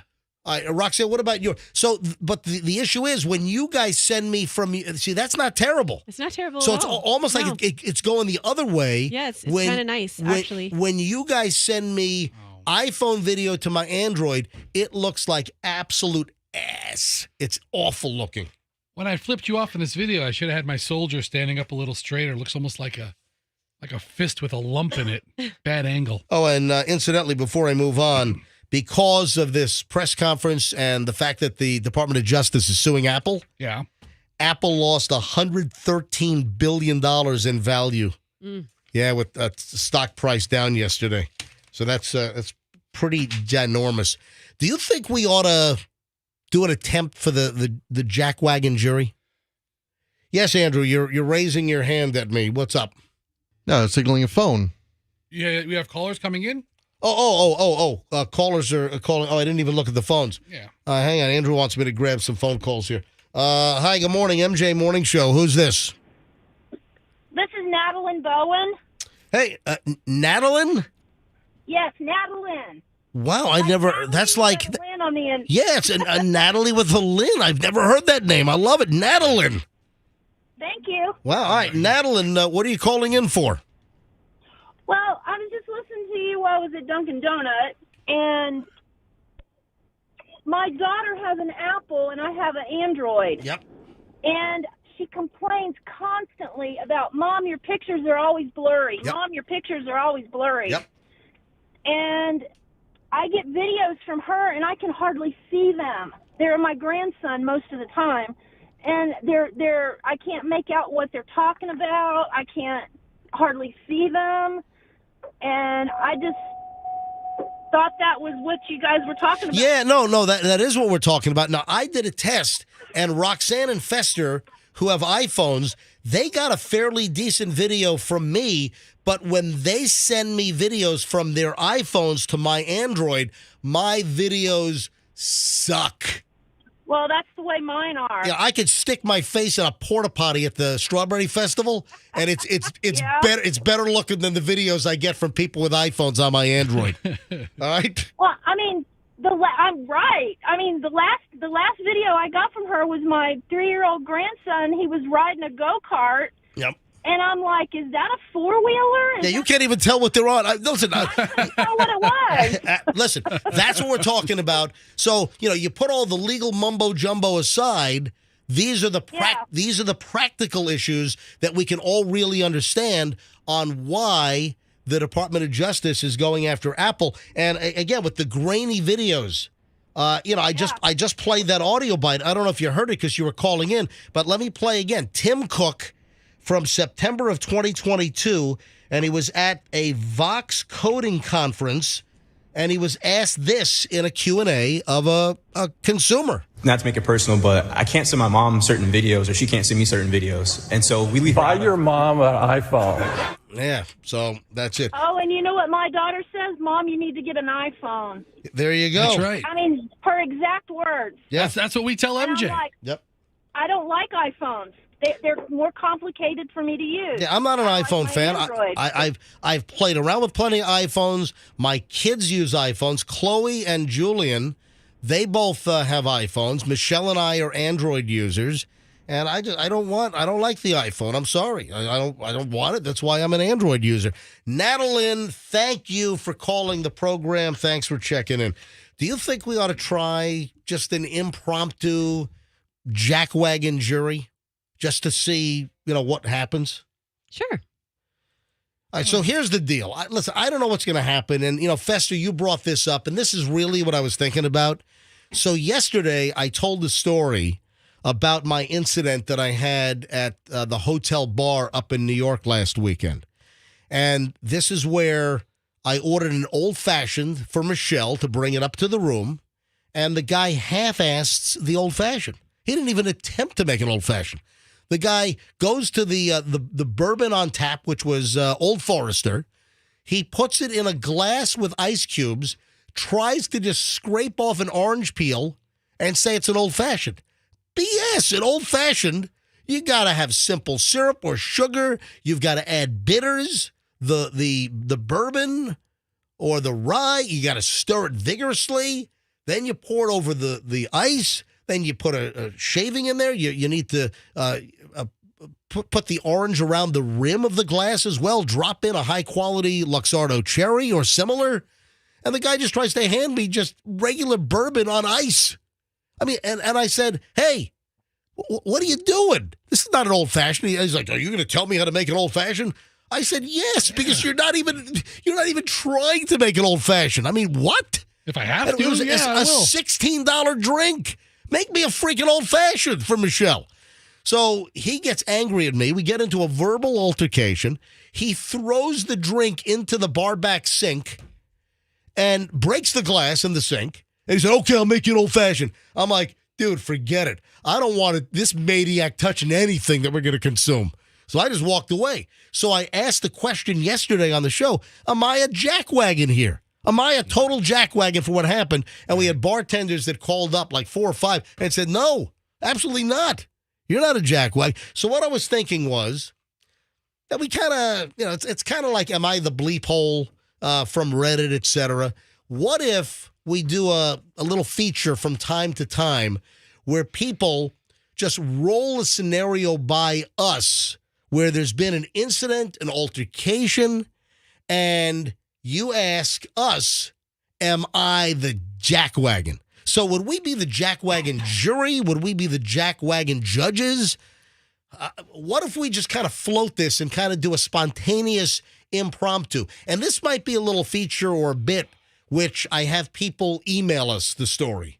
And then we get them on the phone to either read the email with them or have them tell the story. I'll tell you what, it's Friday. Let's just give it a shot. All right. What if just right off the bat, I ask you for some kind of an incident, either recent or not too long ago, or maybe it's something that scarred your life so severely, maybe it happened a couple of years ago, and you thought you were totally in the right for something, and it just had a complete, colossal, disastrous meltdown. Maybe you're not talking to somebody. Maybe you had a fight. Maybe it came to blows. Who knows? Folks that are listening right now, do you have any scenario where you want to ask us? You give us the facts. You give us a quick story, and then what do you like better, the jackwagon judges or the jackwagon jury? What do you like better? I think I hate them both equally. Oh, jeez. And it's a work in progress. All right. Roxanne, do you have a preference? Jackwagon jury. Jackwagon jury? Yes. Oh, I hate that one more. All right. Well, you should have spoken up. Well, I mean, it's a working title. All right. Let's just give this a whirl. Let's just spontaneously off the cuff just see if anything kind of hits the mark. 800-990-1047. That's how you get in. Right now, we'll be the jackwagon jury. This is kind of we're floating a test balloon here, okay? You run the story by us, and we'll tell you if you were in the wrong or if you were in the right. 800-990-1047. 800-990-1047. Give us an incident, something that happened at work, something that happened with the family, something that happened while you're out shopping. I mean, anything that just turned into a problem and you think you're in the right. Run it by us, and we will be the jackwagon jury. I don't know how this is going to fly, but hey, listen. How long does Andrew have to screen? Andrew's screening calls right now. Listen to a 5-minute story about your mother-in-law and this and that. Andrew, you can't listen to a 5-minute story. I mean, All right, so let us know. Do you have anything that you want to run by the This is like a test flight. This is just like a quick little impromptu test on this.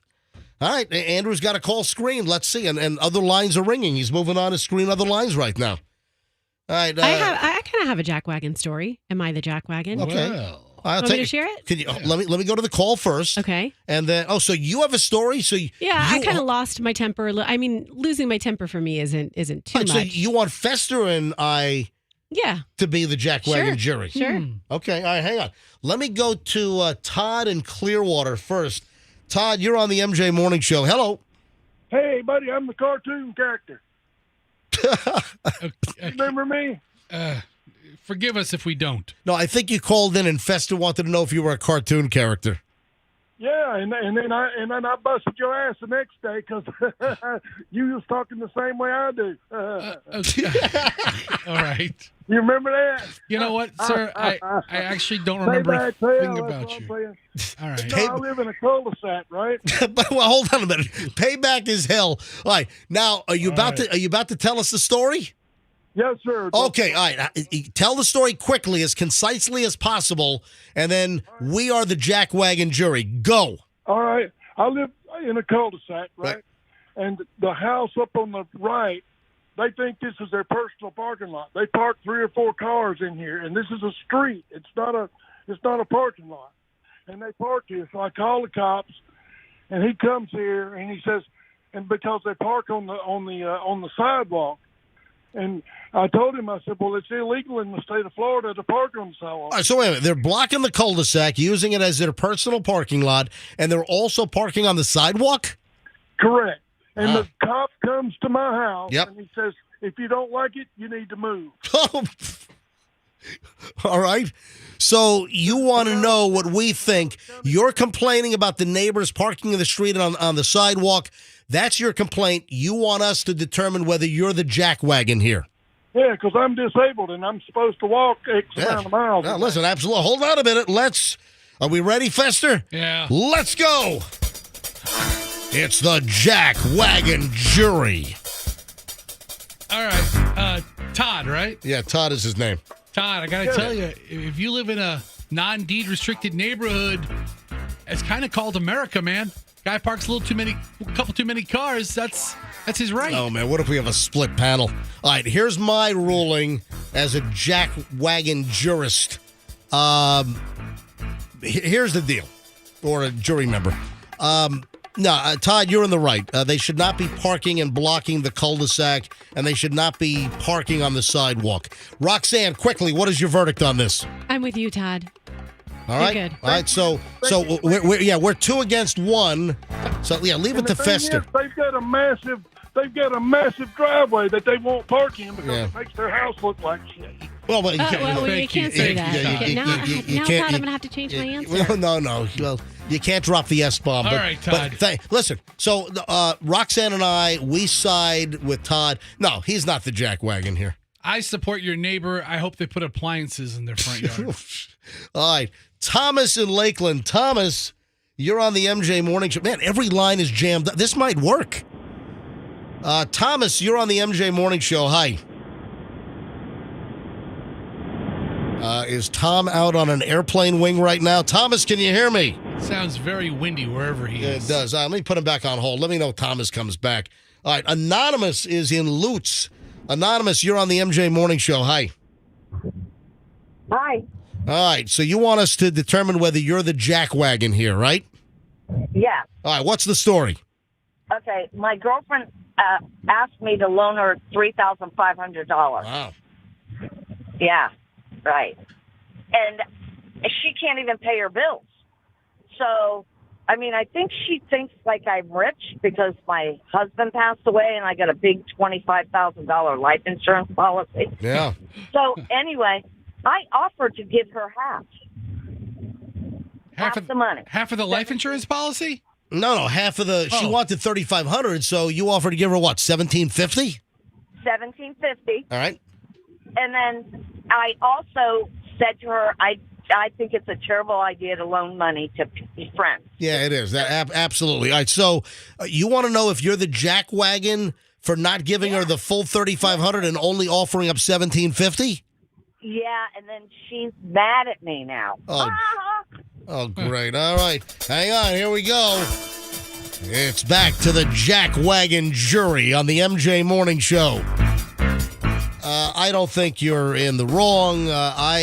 Listen, if she can't even pay her bills and she's hitting you up for $3,500, right? Listen, it depends on how good of a friend, but if they're in dire straits, would it be collateralized, or you just have to wait for them to pay you back?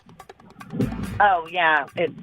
How long it would take her to pay me back the $1,750. Listen, Anonymous, let me tell you right now that it's your money, and you get to decide who you lend money to, whether you're not. I don't think you're a jackwagon here, especially if they can't even pay their bills. They probably want the $3,500 to pay the bills, is what they. All right, Roxanne, where do you stand on this? She can certainly ask you for that. I mean, if she feels comfortable asking you for that, and you have every right to say no, it doesn't fit within my budget. I have responsibilities of my own, so I'm totally with you. All right, Fester. You should have just given your friend the money. Oh, jeez. No. The rule I have isn't. If I loan you money, I've completely wrote it off mentally before I gave it to you. Exactly. So did you want to do that? Yeah, Doesn't sound like it. If someone asks to borrow money, if I can't I'm the same. You're going into it as it's a gift. I'm never going to get this If money you back. never get it back. MJ, you come to me, you're like, Fest, listen, falling on some hard times. Can I borrow $200? And I was like, you know what? Sure. If I'm going to give you that kind of money, I don't expect to get paid back, because if I hold that, then I'm holding on to it forever, like waiting for my money. Where's my money?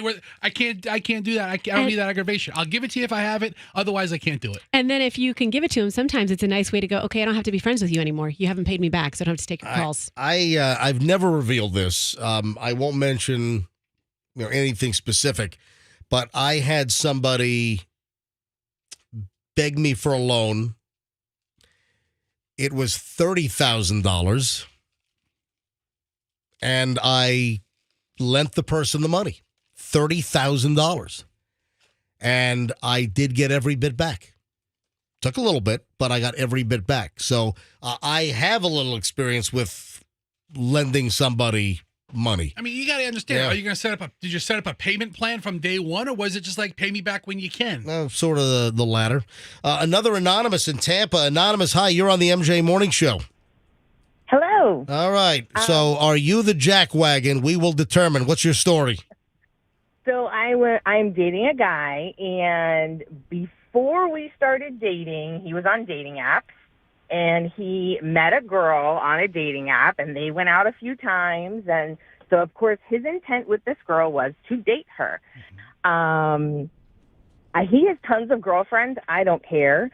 But she and him are still on social media, very communicative, talk to each other.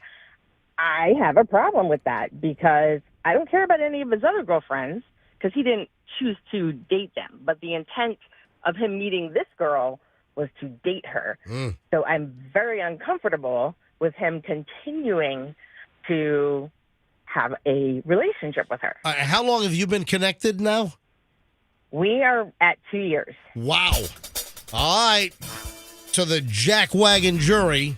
So essentially this comes down to, can a guy have girl friends or friends that are girls while you're in a relationship? Is that it? No, that's not it, because most all of his friends are girls. All right. I don't care. But it's this particular one because there was a dating history. Is that it? But yes. It's Okay, because all right. The intent of that dynamic was for him to date her. Gotcha. All right. Roxanne, you go first. I'm going to say that you are not the Jackwagon, and that if you are uncomfortable with that relationship, that you just need to, say he needs to put a stop to it, back out of it, whatever. And if not, you'll find somebody else. I concur with Roxanne. I think you stated it very nicely.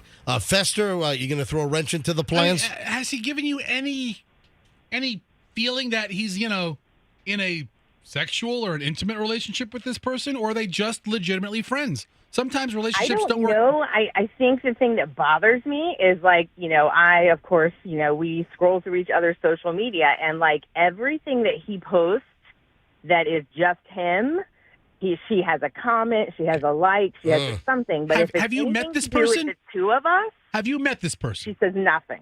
Have you met this person? No. Then become more involved in his life and meet this person. All right, let me ask you another question. And listen, I got to ask this. Who's better looking, you or her? Me. Okay, well, there you have it. Listen, if you're in a relationship and if something makes you uncomfortable and there's that prior dating history or intent to date and it's not just a friend that's a girl, then I think you're within your right mind. So there we go. I would also say just a little bit of advice. Don't make yourself crazy. Yep. Don't look at his social media, because you can create a story in your own mind about everything that you see. Hey, guys, I didn't know if this was going to fly, just kind of spontaneously off the cuff. I'd like to, whittle it down. So if we end up doing this feature... No, I like it the way it is right now.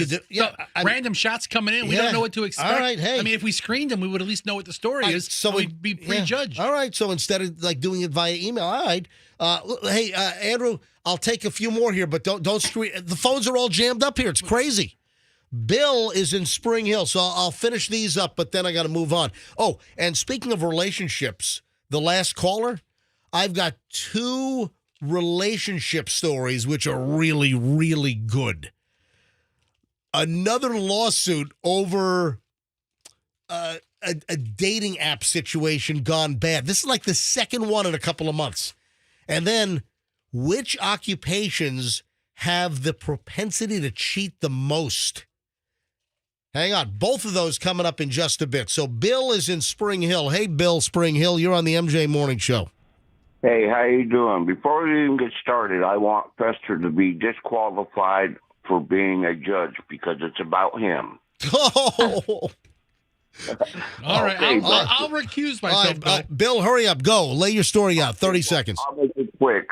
Well, back in the day when Fester, after y'all left town, Fester was doing all kinds of different jobs. He went to street sweeping, and he used to do a Target over the hill in Brandon. And I used to do the Bed Bath & Beyond and GameStop.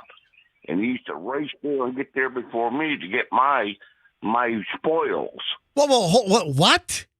Get my spoils. No, hold on. Wait a minute. Are you telling me that you clean parking lots? Yeah, I did. That's when Fester did. Hold on, Fester, you clean parking lots? On a sweeper truck. Hold on a minute, Fester? Yes. Fester, did you clean parking lots in malls and shopping centers? I wish I had a business that lucrative. Bill, you have the wrong guy. I swear, I've never driven. No, I know who he is. Believe me, he was running a sweeper truck. I've known Fester only 3 years, but we talk so much. I'm sure that would have come up. This segment's getting better. He introduced himself to me as, hey, I was on the 93, on the old MJ Morning Show. Wait a second. Yeah. Let me tell you how I've never introduced myself to a stranger. I think 2011 or 2012. All right, Bill, I believe Fester, Bill. I don't think Fester was ever a parking lot sweeper truck cleaner guy. I've run most of my crazy ideas behind through MJ at one point just to get it. Well, must have been his twin or something because I told him, I said, hey, stay out of my dumpster. And he said, hey, buddy, this is great. There first, it's mine. And I said, I kicked the deer. Bill, have you been drinking this morning? No, I haven't. I need to drink after this. You know why, Bill? I'm sorry. You know why I sincerely believe that you have the wrong Fester? Because we've done enough dumpster stories. We've done enough crazy stories that somehow Fester's experience with sweet sweeping. Street sweeping,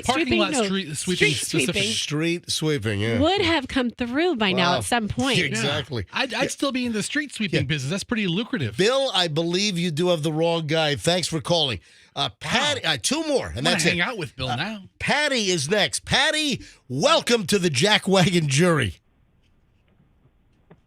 Hi. Hi, Patty. What's the story? I'm a crossing guard at an elementary school. Right. And some of the people that go up and down that street daily, they speed, and they have the flashing lights that say 15 miles an hour on each side of the road. And forgive me, but I have lost my temper a few times, and it just comes up all of a sudden, and I'll just scream out, "Hey!" And then I do it in front of the kids, and I have to call my boss and, ask for forgiveness. But the thing is... Well, are you cursing at the drivers? Are you calling a bunch of, F-bombs? No. And no? Oh, no, no. All right, listen, we have enough information on this. You're a school crossing guard. You're trying to keep the kids safe. The school zone time puts the speed at 15 miles an hour. You've got cars racing through at high speed. You're yelling at the motorists. Let's go to the Jackwagon jury.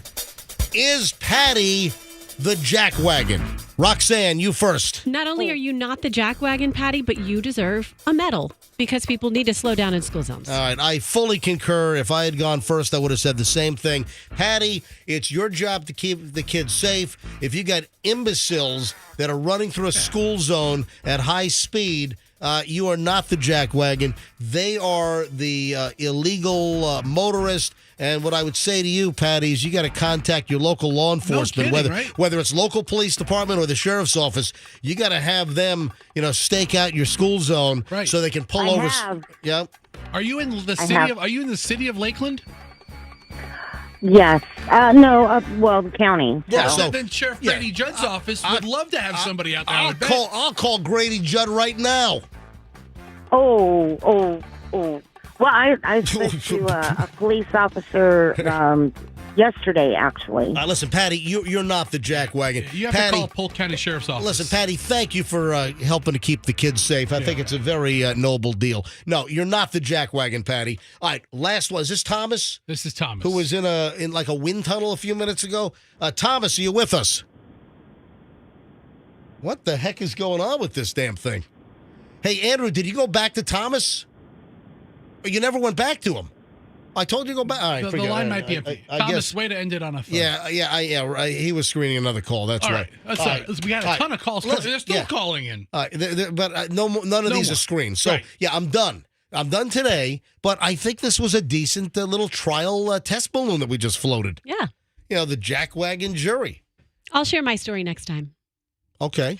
So, or now we have time. Well, I was going to move. Listen, Roxanne has a personal story. You want to do it next time? I'll save it for next time. All right. So, with one of the Jackwagon jury calls that just called in, it was a relationship deal, and I've got two interesting relationship type questions, which we're going to answer for you.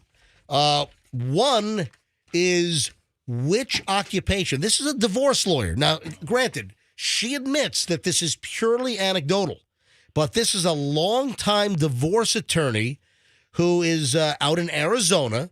Her name is Kate Simons. And Kate, she says this is anecdotal, but over her decades of experience, she has assembled a list of which occupations are most likely to cheat. Listen, she's obviously a divorce attorney. She's representing one side or the other in a lawsuit for divorce. So she knows what the occupations are, and she's seen a pattern over the years where these are the occupations, the jobs that people have, where it seems that they are the highest number of cheaters. Would you like to know what those individuals are? Yes. All right, here we go. Pilots and flight attendants. Oh, yeah. Ooh. In a romantic city. Time away. Or what happens if a hot flight attendant kind of hits on the pilot, or, I mean, how many pilots have a girlfriend in every town? Well, it's, if you're presented with the opportunity and you're on multi-day road trips, you're put up in these hotels all over the country by the airlines. So pilots and flight attendants are among the most likely to cheat, according to this divorce attorney. You ready for the next? Bartenders. Okay. I guess I'm not surprised by that. Yeah.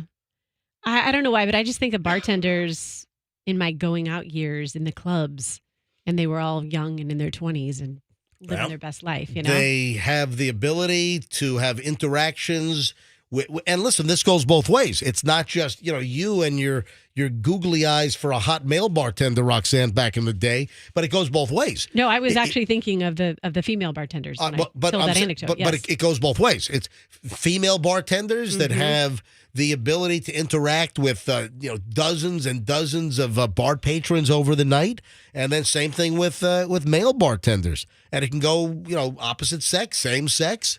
So a bartender's also in a position of being in an environment also where things are lubed up a little bit. People are drinking. Inhibitions might be dropped a little bit. Maybe some bartenders take advantage. So bartenders also on the list of those that are among the biggest cheaters. Then also men in the military. Yeah, I was kind of waiting for that one. Men in the military, also a high degree of cheating. This divorce attorney has obviously dealt with a lot of military divorces. And then apparently number one, you ready for number one on her list? The biggest cheater of her years as a divorce attorney, the biggest cheater is? Morning show radio personalities. No. Let me give you a hint. Arsonist? No, it's not arsonist. Arsonist? No, it's not arsonist. Oh, honey, I just burned down the house and I'm leaving you. Firefighters? Yes. Oh, man, I'm going to have to disagree with that. Yeah. Oh, that's right. Your brother's like a fire captain in Pinellas Park. He is not like that at all. He is the opposite of that. I could probably tell you some stories, though. Anybody want to weigh in on this? Anybody want to fire up the phones quickly? Anybody want to dispute this? Are you a flight attendant, a pilot, a firefighter, military, bartender? Or are there any other occupations where you think that there is a higher degree of propensity to cheat? If you'd like to weigh in, I'll grab a couple of calls here. I don't know. We got a little bit of time here. 800-990-1047. What do you think about this female divorce attorney's list of what she's observed over the years as occupations that cheat the most in a relationship, leading obviously to divorce? 800-990-1047. Firefighters, pilots, flight attendants, bartenders, members of the military, most likely to cheat according to this individual. Agree or disagree? Listen, we always typically can get flight attendants to call in. We've had plenty of pilots call in over the years as well. All right, Andrew screening calls already. 800, I'll grab a couple of calls because then I got to move on to the other story. And I'm like, wait a minute. I saw this last night. I'm like, is this the same one? And I had to look it up. It's not. Another lawsuit over a dating app situation. Look at the phones. Every single line. Like they're on fire. Well, that's why you need a firefighter. Yeah, let's go to the arson phones. All right, 800-990-1047. 800-990-1047. You agree or disagree with this lawyer's list? Kate is in St. Pete up first. Hi, Kate. MJ Morning Show. Welcome. Welcome. Thank you. Go ahead. I kind of agree with your list, but I think you missed one. I think you need to add cops to that list. Yeah, cops were not on the list. Firefighters were, but cops were not. Yeah, I was married to one for a long time, and what I saw with him and his coworkers, was kind of sad. Oh, hold on. So he was cheating with coworkers, or he was cheating with people that he would meet out on the street? Yes, yes, and yes. Oh, my God, the whole thing. All right, daily double. Yeah, here on the MJ Morning Show. So I guess you got divorced. How? By the way, did I say daily double? Actually, a daily triple. All right, so how long were you married? 17 years. Wow, and then you got divorced after 17 years? We did. All right, thank you, Kate. All right, Patty in Plant City. Patty, MJ Morning Show, you're up. Hi, I wanted to add to that list is law enforcement. Yeah, listen. Well, the previous caller just said cops, and cops were not. Yeah. I mean, listen, you're the second caller saying the same thing, but the divorce attorney who's done many divorces didn't have cops on the list of occupations most likely to cheat. So, Patty, what was your experience? Oh, my ex cheated several times, and the worst part was I caught them in my bed in my house. Oh, my God. I could have shot him with a gun. I was within 10 feet of a gun, but neither was worth going to jail over. You would have gone to prison for life, most likely. When you walked in on them, were there any handcuffs involved? No. Okay, just checking. Thanks, Patty. Jim in Clearwater. Jim, you're on the MJ Morning Show. Hello. Hey, how you doing? Doing well, Jim. Go ahead. My number one would be the mailman. The mailman? Are you just making the joke because, that's the mailman's baby or the milkman? It was the milkman's baby, right? Yeah, the milkman. No, that was the milkman, but no, I did it twice. Twice. Hold on, you were a mailman and you cheated as a mailman? Yeah, absolutely. You like to put something in her box, huh? Yes. Oh, Roxanne, what did you just say? What is wrong? Insert a little envelope. Special delivery? Is that next? Special delivery. Now, how about licking the stamp? Oh. Well, actually, you don't lick stamps anymore. They're all Now, pressure sensitive. Jim, did you use mailman lingo in your wooing, like talking about your big package or something? Yeah. No. Were these just? No, it was just it happened to be there, and were these just lonely housewives? Absolutely. Wow. I would wonder if that's like a thing, like a mailman fantasy. I'm so glad my mailman Nick is ugly. Thank you, Jim. All right, last call on this, then we got to move on. Jackie, you're on the MJ Morning Show. Hi. Yes, hi. I agree with cops because I personally knew. I used to work for the sheriff's office, and I personally knew. I had a neighbor that lived 2 doors down. He cheated on his wife. In fact, he got her pregnant. And then I used to do ride-alongs, and I was a dispatcher. But, gotcha. I did ride-alongs, and one of the cops told me he caught his wife cheating on him, and then there was some other. I had one that came in to work. She was a dispatcher, and she told me that her husband cheated on her. Gotcha. So I mean, it was rampant with the Hillsborough. Can I share that? Well, I don't want to give specifics on it, but law enforcement, obviously several calls on that. Yes, Rox. I just want to tie this up by saying, you have to look at the whys. Why did these professions make the list? I think you've got opportunity when you talk about people being away from home. I think you've got stress of the work environment, like, air travel is stressful. Right. And then you have, the type of person that this job may or may not attract.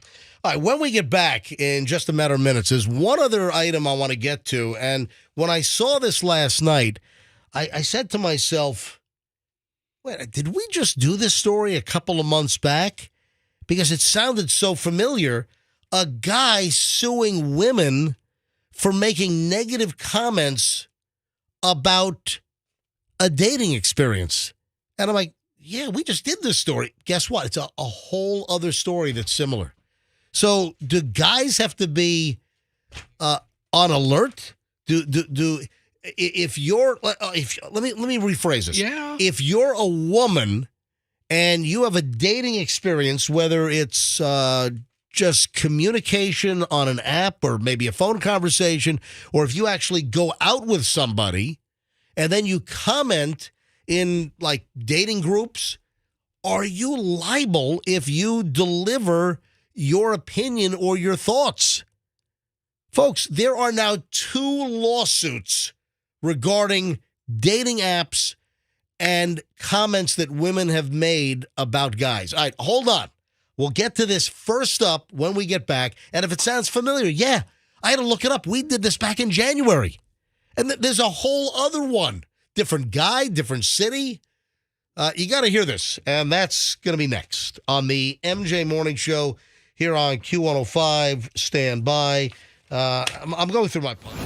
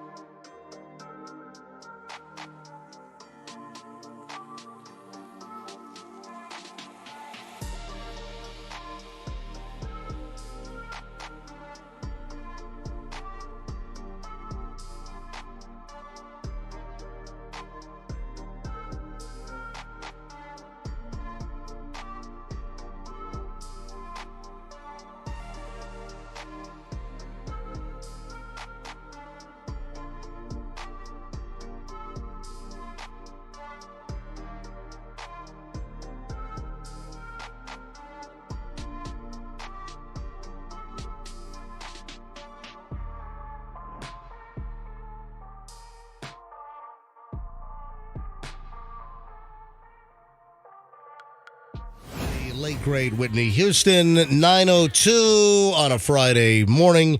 Looking out the AccuWindow, looks like there's a little wind right now, but we just didn't get anywhere near that like dire weather warning. It was like cataclysmic. It was late yesterday, early yesterday afternoon. Even last night, Michelle was like, yeah, you're going to have a rough ride into work. And then the forecast kind of changed by like early to mid-evening yesterday. Remember, the early reports, we were supposed to have like driving rain and winds 50 to 70 miles an hour plus. I mean, like a tropical flipping storm. And then, poof, it just changed. The forecast just did like a 180. It's just like, turned around and went home, It's actually going to be kind of nice day. Wet, but nice. Well, I wouldn't say nice. It's pretty cloudy and gray and dismal out there, but I don't think we're going to have rain all day long. Maybe some rain tomorrow. All right, I just saw the New York Post has published the story of the Tampa to Philadelphia incident. So it's starting to make the rounds. Again, it hit social media last night. I don't know what took so long, but the event happened. If you didn't hear us earlier today, we had the story on a couple hours ago about this incident on an American Airlines flight. It was American 2506, Tampa to Philadelphia, and this passenger, this bald white guy, puts what appears to be a Southeast Asian guy, like a Pakistani or Indian, puts the guy in a headlock and drags him off the airplane. And this happened at Tampa International on Tuesday night. And I don't see any further details. Andrew, can you do me a favor? Can you call Tampa International? See if Tampa International has a public information officer that can give us any more detail, because the story is starting to get some national attention right now. I don't see. I'm looking at the New York Post piece, and they're citing the social media post. We got it from X, formerly Twitter. That's where we got it. And then that's where the flight attendant is yelling, 311, 311. And we were asking, is 311 a code? And apparently, if a flight attendant yells 311, it's an alert to the other flight attendants because they can't get on the intercom to make a call from the front of the plane to the back of the plane.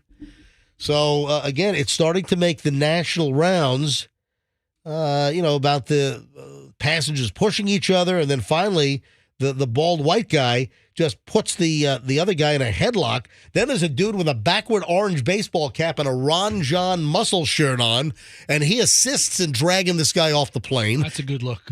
Down the aisle. And this all happened at TPA on Tuesday night. American Tampa to Philly. A crazy story. I just sent a message to our friends in the publicity and media department. Oh, here we go. Hold on a minute. Hang on. Again, I just saw this. I mean, literally 30 seconds prior to going on the air, I just saw this. So the Philadelphia Inquirer, their newspaper, they actually had a report as well. Here, more information. The Tampa International Airport Police Department told the Philadelphia Inquirer a man was arrested outside the plane around 5:30 p.m. on Tuesday and charged with disorderly conduct and intoxication and 2 counts of battery. American Airlines told the newspaper Thursday that law enforcement was called to the plane because of a disturbance in the cabin involving a disruptive customer. The flight was delayed due to the altercation. We thank our team for their professionalism and apologize to our customers for the inconvenience. That's a statement from American Airlines. But it doesn't say who was arrested. Was it the Pakistani-looking guy, or the guy who kind of grabbed him? Or is it the white bald dude in is that a blue or dark hoodie? Or the guy in the Ron John muscle shirt? I don't know who's been arrested. All we have is that one of the passengers was arrested, Tampa International, on Tuesday night. All right, well, that's more information that just has come out here as we discussed this earlier on the program. All right, 9:07 at the MJ Morning Show this hour. We've got Rolling Stones tickets. This is a hot show, folks. Rolling Stones, this is going to be their last tour ever, I got to imagine. I mean, Mick Jagger is 80. I'm thinking this is going to be the last chance to see the Stones. I would have said that the last time, though. Yeah, and you have your opportunity to win tickets in just a few minutes. Keep listening to the MJ Morning Show. We'll tell you exactly when to call in. All right, on to this dating thing, and I'm like, am I having deja vu, or is this a story I've come across that's actually 2 or 3 months old? No, and no. I had to go back and find the original story to see if this was just some kind of a rewrite, like months later with the same data. No, it's an all new story. A guy is suing numerous women for making negative comments on a dating Facebook group. I'm like, wait a second, this sounds familiar. So I had to go find the other story. All right, let me do the new one first. This is a guy out in Los Angeles. He is suing multiple women for negative social media posts that they apparently wrote about him. He's saying that the messages are false, they're derogatory, they're defamatory. The dude's name is Stuart Lucas Murray. He's suing 10 women. 10 defendants for claims including defamation, sex-based discrimination, intentional infliction of emotional distress, hold on, libel, invasion of privacy. If 10 women are complaining about you, you might be the problem. Yeah, hello? 10 women? I have to hear what their complaints are. Yeah, what are they saying? Yeah, this is on Facebook. Well, I'll give you some more detail. The lawsuit, this is stemming from the comments that these women made accusing this individual of not being dating worthy and having problems and issues. And all of this was on the Facebook group, Are We Dating the Same Guy? Well, apparently 10 were either dating or had engaged in conversation, had engaged in some type of an interaction. Some of these women never got to a date stage. Apparently they ran already. The private group involves members who share dating experiences. They give advice to others. They can vent, just like a discussion. And this is an invitation-only group, so you have to be admitted into this group.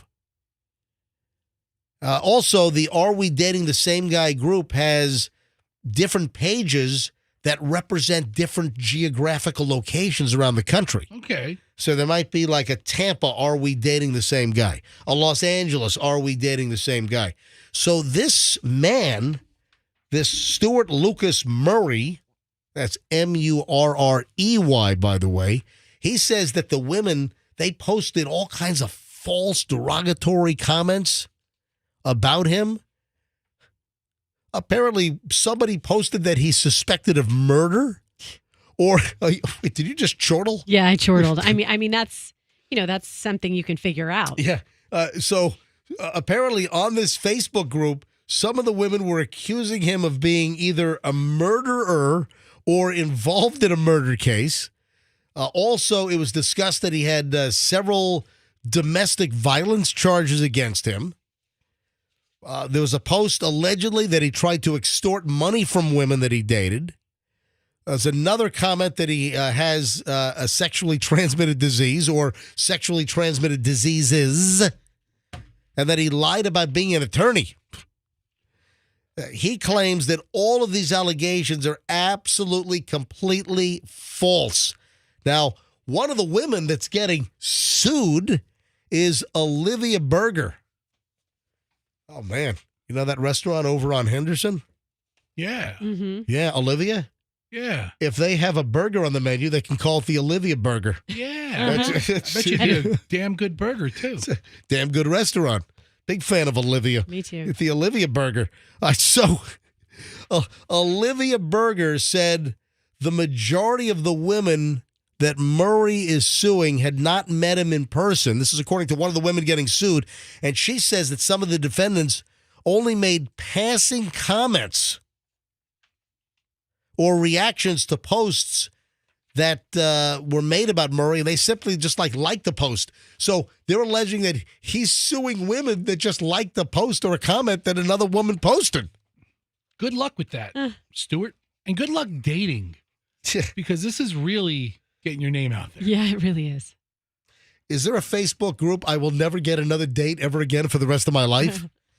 All right, so Berger was one of the few women who actually met this Murray guy in person.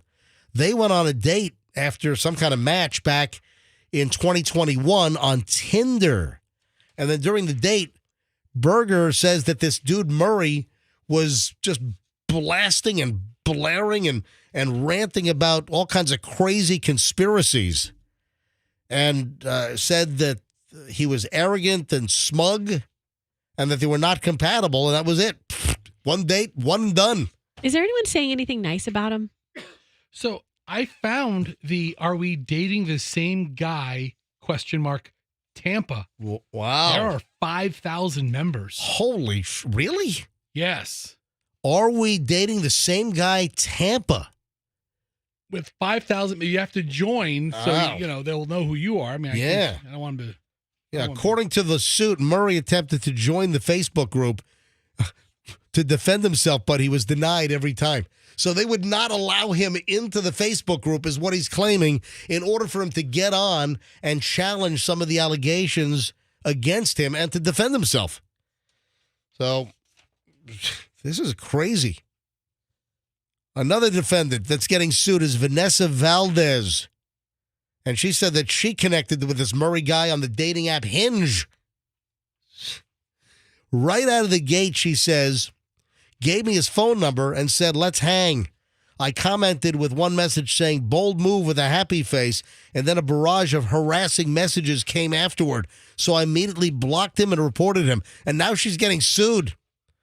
So a few years later, Valdez commented on a post in the Facebook group about her experience with this Murray guy who she had blocked on Hinge a couple of years earlier. She says, I shared my personal experience, truthful, and my opinions on his behavior, and now I'm being sued. It's unfortunate that we're here, but I'm happy to provide all the evidence and get through this. Hopefully justice will prevail. And this story is from KTLA, big TV station out in Los Angeles. I just don't see how this helps his dating possibilities. Oh, it doesn't. I mean, this guy's name is all over the place. Yeah, for years, key defendants obsessively tracked, stalked, and incited harassment against me. These are women with whom I had little to no interaction. In every case of interaction, I rejected each of them and cut them off. So he's telling a completely opposite 180 story here of the situation. Yeah, and a hearing was held in L.A. on Tuesday of this week. The women that were being sued, they all appeared in court. They were defending themselves, and they're trying to find legal representation, and they're hoping that the media attention that they're getting is going to get the right attorney that's going to want to take on their case. Yeah, the legal analyst for KTLA TV out in L.A. said that the women may have a case on their part, depending on several elements. If the claim is defamation and the defense is that it's the truth or was simply stated as an opinion, then there's no defamatory intent there. So when I saw this, that we got a lawsuit, a guy is suing women over comments made about their dates or their interactions, I'm like, wait a minute, I saw this before. This is the same damn story. No, I went back. This is a fresh story from Los Angeles. The other story was, remember, the Bachelor from Chicago that was suing women for $75 million. They claimed that this guy was very clingy. And again, this was a post. They were dealing with this Chicago guy on the Chicago edition of Are We Dating the Same Guy? And I had to go back. This is a story that we did right after Christmas break. This story was like the first week of January. A Chicago man is suing dozens of women for $75 million after they posted negative reviews on the Are We Dating the Same Guy Facebook page, describing him as very clingy and a ghoster. This guy was Nico D'Ambrosio, 32. He says his reputation has been ruined. Ruined, I say. Yeah, in the private Facebook group. Yeah. Which, by the way, Am I Dating the Same Guy? That got its start in New York, and it's spread to all of these other cities. Yeah. And we even have a Tampa Am I Dating the Same Guy Facebook group. So it's not a, and I'm looking at a picture of this guy. The guy's an attractive looking guy. I'm comfortable enough in my, masculinity and sexuality to say, yeah, this guy's an attractive guy. And he's suing dozens of women for $75 million. So 2 stories now within 3 months, both involving the Am I Dating the Same Guy website or Facebook group. I was trying to give the guy a break at first, or both guys, I should say. Mm-hmm. Like maybe what were the complaints? Did he ghost them? Did he not call them back? Maybe they weren't his type, but there's just so much negative chatter that something might be true. Oh boy, that's a rough world. Swiping, yeah. Tinder, Hinge, all this crap. That's a rough world.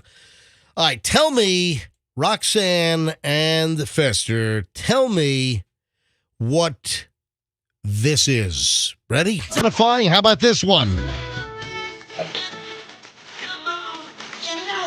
Don't you call me proud, you won't stop to tell me who's fat. Will they cancel him these days for fat shaming with that song? The spoof, the parody of Bad. I'm fat. He's fat shaming. He's fat shaming. Cancel him. Cancel him. All right. Obviously, you know who we're talking about, Roxanne. Weird. Weird what? It's all weird. Weird Al. Yep. Weird Al Yankovic. Tell you, that's the song that made me fall in love with parody songs. Transplant. Did you see that? They put a kidney. Pig kidney into a dude. Yeah. He might be released on Saturday. And he's peeing just fine. Yeah. It's fantastic. Anyway, so why the hell am I playing little snippets of Weird Al Yankovic? We're just taking some time to respect his comedic genius and that he was really before his time? No. Oh. Well, maybe that fits in, actually. Vermont State University announces a class based on the music of Weird Al Yankovic. You know what? There's such a level of sarcasm and genius to it. And I wasn't a fan of all the stuff he did, but just to put that out there, man, that's really something. So Harvard has a class on the music of Taylor Swift, and Vermont State University officials say that inspired them to create a class based on Weird Al Yankovic. The class led by the Vermont State University Linden Music and Performing Arts professor Brian Warwick is titled Weird Al and His Polkas. Yeah, I mean, he has a lot more stuff than just Michael Jackson videos and fat suits. Yeah, I got to be honest. I've never heard of Vermont State University. I mean, I've heard of the University of Vermont. Oh, no. VSU is like the third largest school in the state. Are you making this up? I mean, how many schools could there be in Vermont? I'm sure not many, but I've never heard of Vermont State University. Oh, VSU. It's called the VSU Maple Leaves. No, it's not. It's called the VSU Syrups. The syrups. Yeah. the sticky. The maple syrups. They stick to the court. I don't know anything about Vermont beyond what you've just described. I know the capital is Montpelier. Yeah. What? Cyndi Lauper went to Vermont State University? Really? Yeah, Andrew just said in my ear. Andrew just said in my ear that Cyndi Lauper went to Vermont State University. Well, that's got to be a slap. They've got a class on Weird Al Yankovic? You got to be kidding me. And they don't have a class on Cyndi Lauper's music? All right, Andrew apparently is doing some wiki surfing, and also Jim Cantori. Is he Weather Channel? So yeah, Jim Cantori. He's the dude that jumps in the middle of hurricanes with tool sheds flying at him at 119 miles an hour, right? Yeah. He's getting blown. He's got a job where he gets blown. All right. Oh, you find that funny? Yeah. So does he. So Roxanne, get your mind out of the gutter. Always. That's where it always is. Yeah. Entertains myself. Apparently so. You need the street sweeper to come by? So if you're interested in Weird Al Yankovic, go ahead and apply to Vermont State University for the Weird Al Yankovic music class. All right, when we get back, speaking of music, man, there's a weird Springsteen thing going on, which has been notified or recognized. So what's going on with Bruce Springsteen? We'll get to that coming up in just a bit. Also, Michael Jackson's kid, Blanket. Oh, yeah, remember Blanket? Yeah. So why is Michael Jackson's kid Blanket and Michael Jackson's mother, why are they both in the news, and why is this ugly? Get to that next. Plus, numerous loose ends. Final chunk of the MJ Morning Show is next, and we'll also give away Rolling Stones tickets in minutes.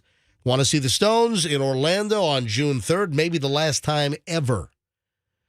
You can win tickets in minutes right here on the MJ Morning Show. Got an eye on an...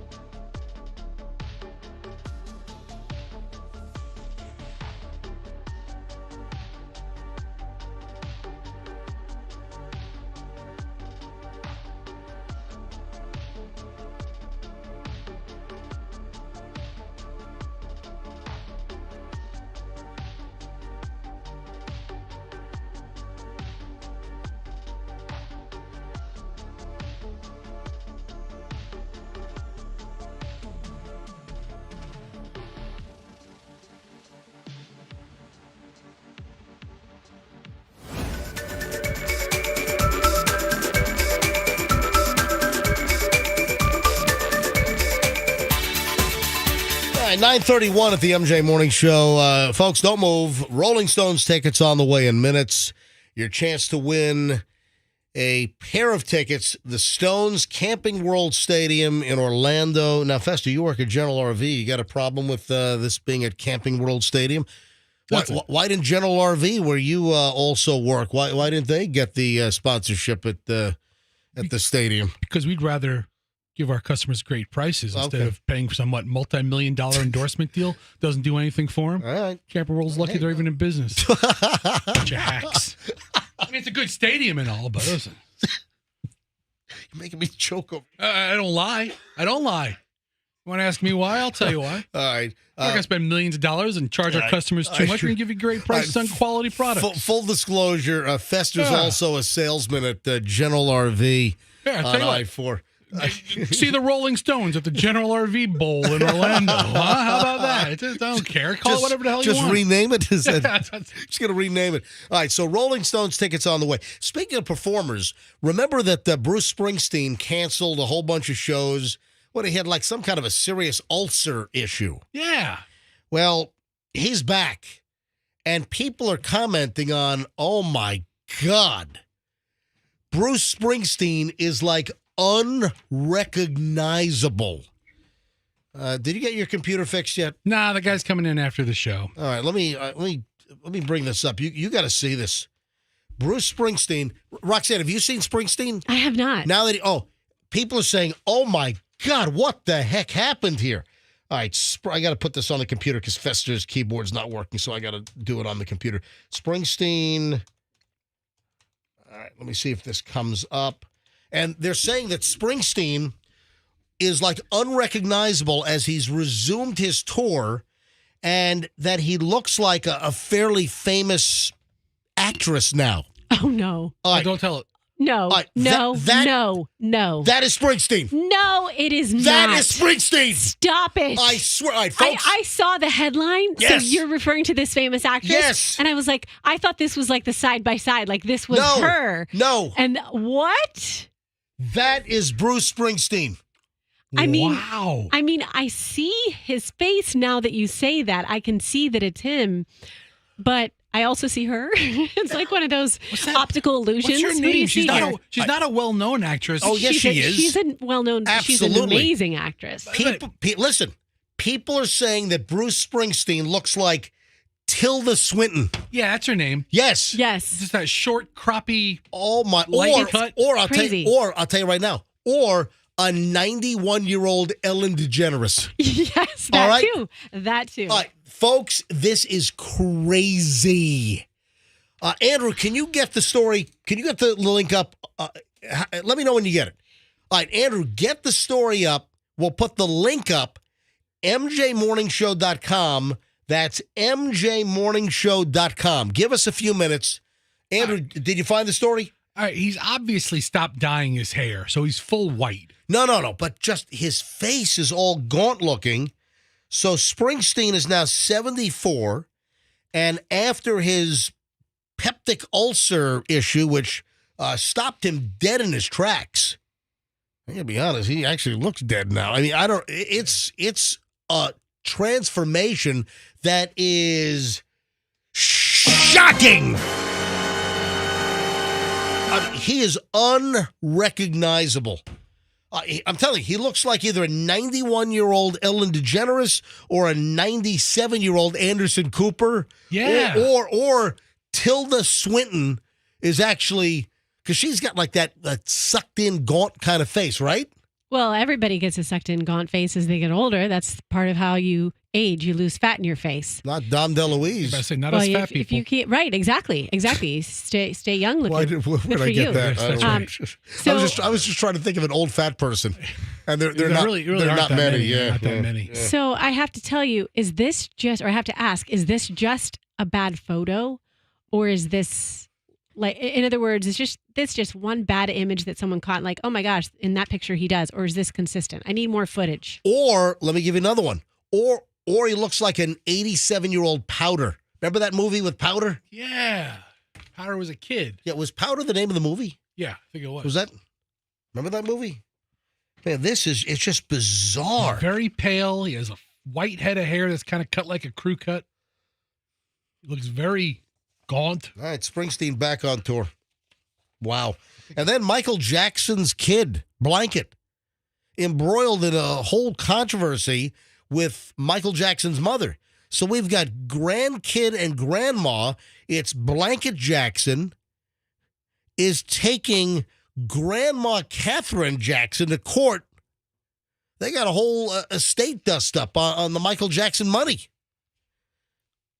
Over what? Yeah, so Michael Jackson's 22-year-old son, man, 22. Yeah, the kid is no longer known as Blanket. I guess it's BG or B-I-G-I. Is that how you say it? That was his name. BG. No longer goes by Blanket. Doesn't like Blanket. I'd rock the blanket if I were him. Yeah. Has filed to block Catherine Jackson from using the late Michael Jackson's estate money to fund an ongoing legal battle. So TMZ reported yesterday that while BG, if I'm saying that right, formerly Blanket, had teamed up with Catherine, you know that Michael Jackson's mother is 93 years old now? And there's some kind of a dust-up over the estate funds being used for legal issues. And now you got Michael Jackson's kid taking grandma to court. And you guys can't work this out. And, it's got to go to court and be, wide open, on the record. Out there in the public? Yeah. Public view, exactly. Come on, blanket. That's crazy. Just cover it with a blanket. What do you think about a 12-year-old getting drunk and getting a hangover after being served alcohol at a Michigan Outback Steakhouse? Oh, that's a mistake. No rules. Just No rule. right. Yes, exactly, Pastor. No rules, Bud Light. Yeah. Was it no rules, just right? Yeah, that's why he said that. That's the Outback thing, right? A 12-year-old was accidentally served alcohol at a Livonia, Michigan Outback, according to Fox 2 News up in Detroit, who spoke to the preteen who said that he knew something was wrong because the daiquiri that he ordered did not taste normal. Yeah, he ordered a virgin strawberry daiquiri. They would serve that to a kid? Well, they did. But They'll serve you a virgin daiquiri. You're not supposed to get a daiquiri with rum in it. But you know what happens? You get a bartender, which, listen, I'm sure they get it right most of the time. But, you're cranking out the drinks behind the bar. You got daiquiri up there. Maybe even the ticket even says virgin daiquiri. I don't know why you'd even serve that to a kid in the first place. What, a virgin daiquiri? You should only serve them to people in recovery. No, dude, absolutely not. Kids get virgin daiquiris all the time. I never ordered my kid a virgin drink. It's a Slurpee, dude. Yeah, it's called a Slurpee. You get it at 7-Eleven. At a bar, I've never said, all right, I'll have a whiskey tonic and my kid will have a virgin pina colada. I used to always order virgin pina coladas when I was a kid. Fester. Yes. My kids had plenty of virgin daiquiris growing up. Me too. That was a rite of passage. I'd sit by the pool. My dad would get so mad because we'd go to this beach house this beach club in the summer and Memorial Day, and he'd get his bill, and there'd be like 20 virgin daiquiris. And you thought you were just hot crap Roxanne sitting at the pool, right? Sure. With your virgin daiquiri. Of course, yes. 12-year-old Roxanne thought she was hot crap with her flat chest sitting at the pool with my virgin daiquiri. So the daiquiri contained rum, and the kid apparently said he started feeling funny. His head started to hurt. Heart was racing. The family told Fox 2 that they immediately asked the server to confirm the mistake, who did. Restaurant apologized, comped the entire meal. Okay. Yeah, Outback Corporate. Where the hell is Outback Corporate located? Is it in Tampa, right? I don't know. Outback Corporate. Where? Isn't it called like OSI, right? Roxanne, it's a joke. Oh, okay. For a second, I thought you were having a stroke. Yeah, no. Bloomin' Brands. That's right. Bloomin' Brands is right at the entrance to International Mall. Yeah, right at International, right across from Ocean Prime. And was that the Container Store over there? What is that? I've never gone to the Container Store. Store. Either have I. I've never been in there. I haven't been in Ocean Prime in 8 years, probably. Crate and Barrel. Oh, right I'm sorry. across the street. All right. I've never been to either of those stores. Container Stores in the shopping center across the street, right? Yeah. So Crate and Barrel is the one next to Ocean Prime. Do you want a crate and a barrel? Or do you want a container? What do you want to hold it in? I want everything. I want crates, barrels, containers. Give it all to me. And I want virgin daiquiris. I want colostomy bag and barrel. Where's that located? Right down the road. So, yeah, I was joking around. Where's the Outback headquarters? It's right here. Yeah. So what they say? What corporate say? Outback was founded right here. Right. The first Outback ever is still around. It's on Henderson. On Henderson, Yeah, right down from Olivia that we were talking about earlier. So Outback released a statement saying, "We take this situation very seriously and are thankful that the child involved was not seriously harmed. We have taken the appropriate disciplinary action, and all of our bar and staff have been retrained." Apparently, they are taking the entire staff to Australia, and they're going to throw them on top of a stingray like Steve Irwin. That's right. That's all crikey, and that's what they're going to do to the staff. Going to get to the bottom of this. The kid was taken to the hospital as a precaution. All right. You know what I like to order my kids when we're at restaurants? Yeah. What, virgin daiquiris? What, Jaeger shots? No. A red snapper kamikaze slow jam thirsty slow. I don't know the words. We need Froggy. You gotta know the words. I know some of them. Who would like to see the Rolling I love Roxanne working jokes. That's great. All right. Who would like? Or not. Right, can I give away the damn tickets? What? Who wants to see the Rolling Stones at General RV Stadium? Yeah. who wants to see the Stones? Who would like to see actually Mick Jagger, who I think looks younger than Bruce Springsteen now? Seriously, I think Mick Jagger looks younger than Springsteen. All right, if you want to go see the Rolling Stones, it's Camping World Stadium in Orlando, June 3rd. This is a pretty big event, and this might be the last time the Stones ever tour. So if you'd like to see the Stones, let's go with caller number 40. Caller 40. Caller 40 right now, 800-990-1047. That's 800-990-1047. If you want to see the Silent Generation perform.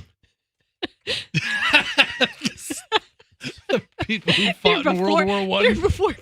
Mick Jagger's before baby boomers, right? Or is he just on the cusp? Okay, before baby boomers was the greatest generation, the World War II generation. And then the silent generation were like World War I people. It says anyone born in 1941 is part of the Silent Generation. Yeah.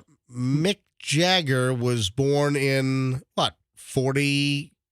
43 or 44, Yes. yeah. So, all right, good luck on the tickets, folks.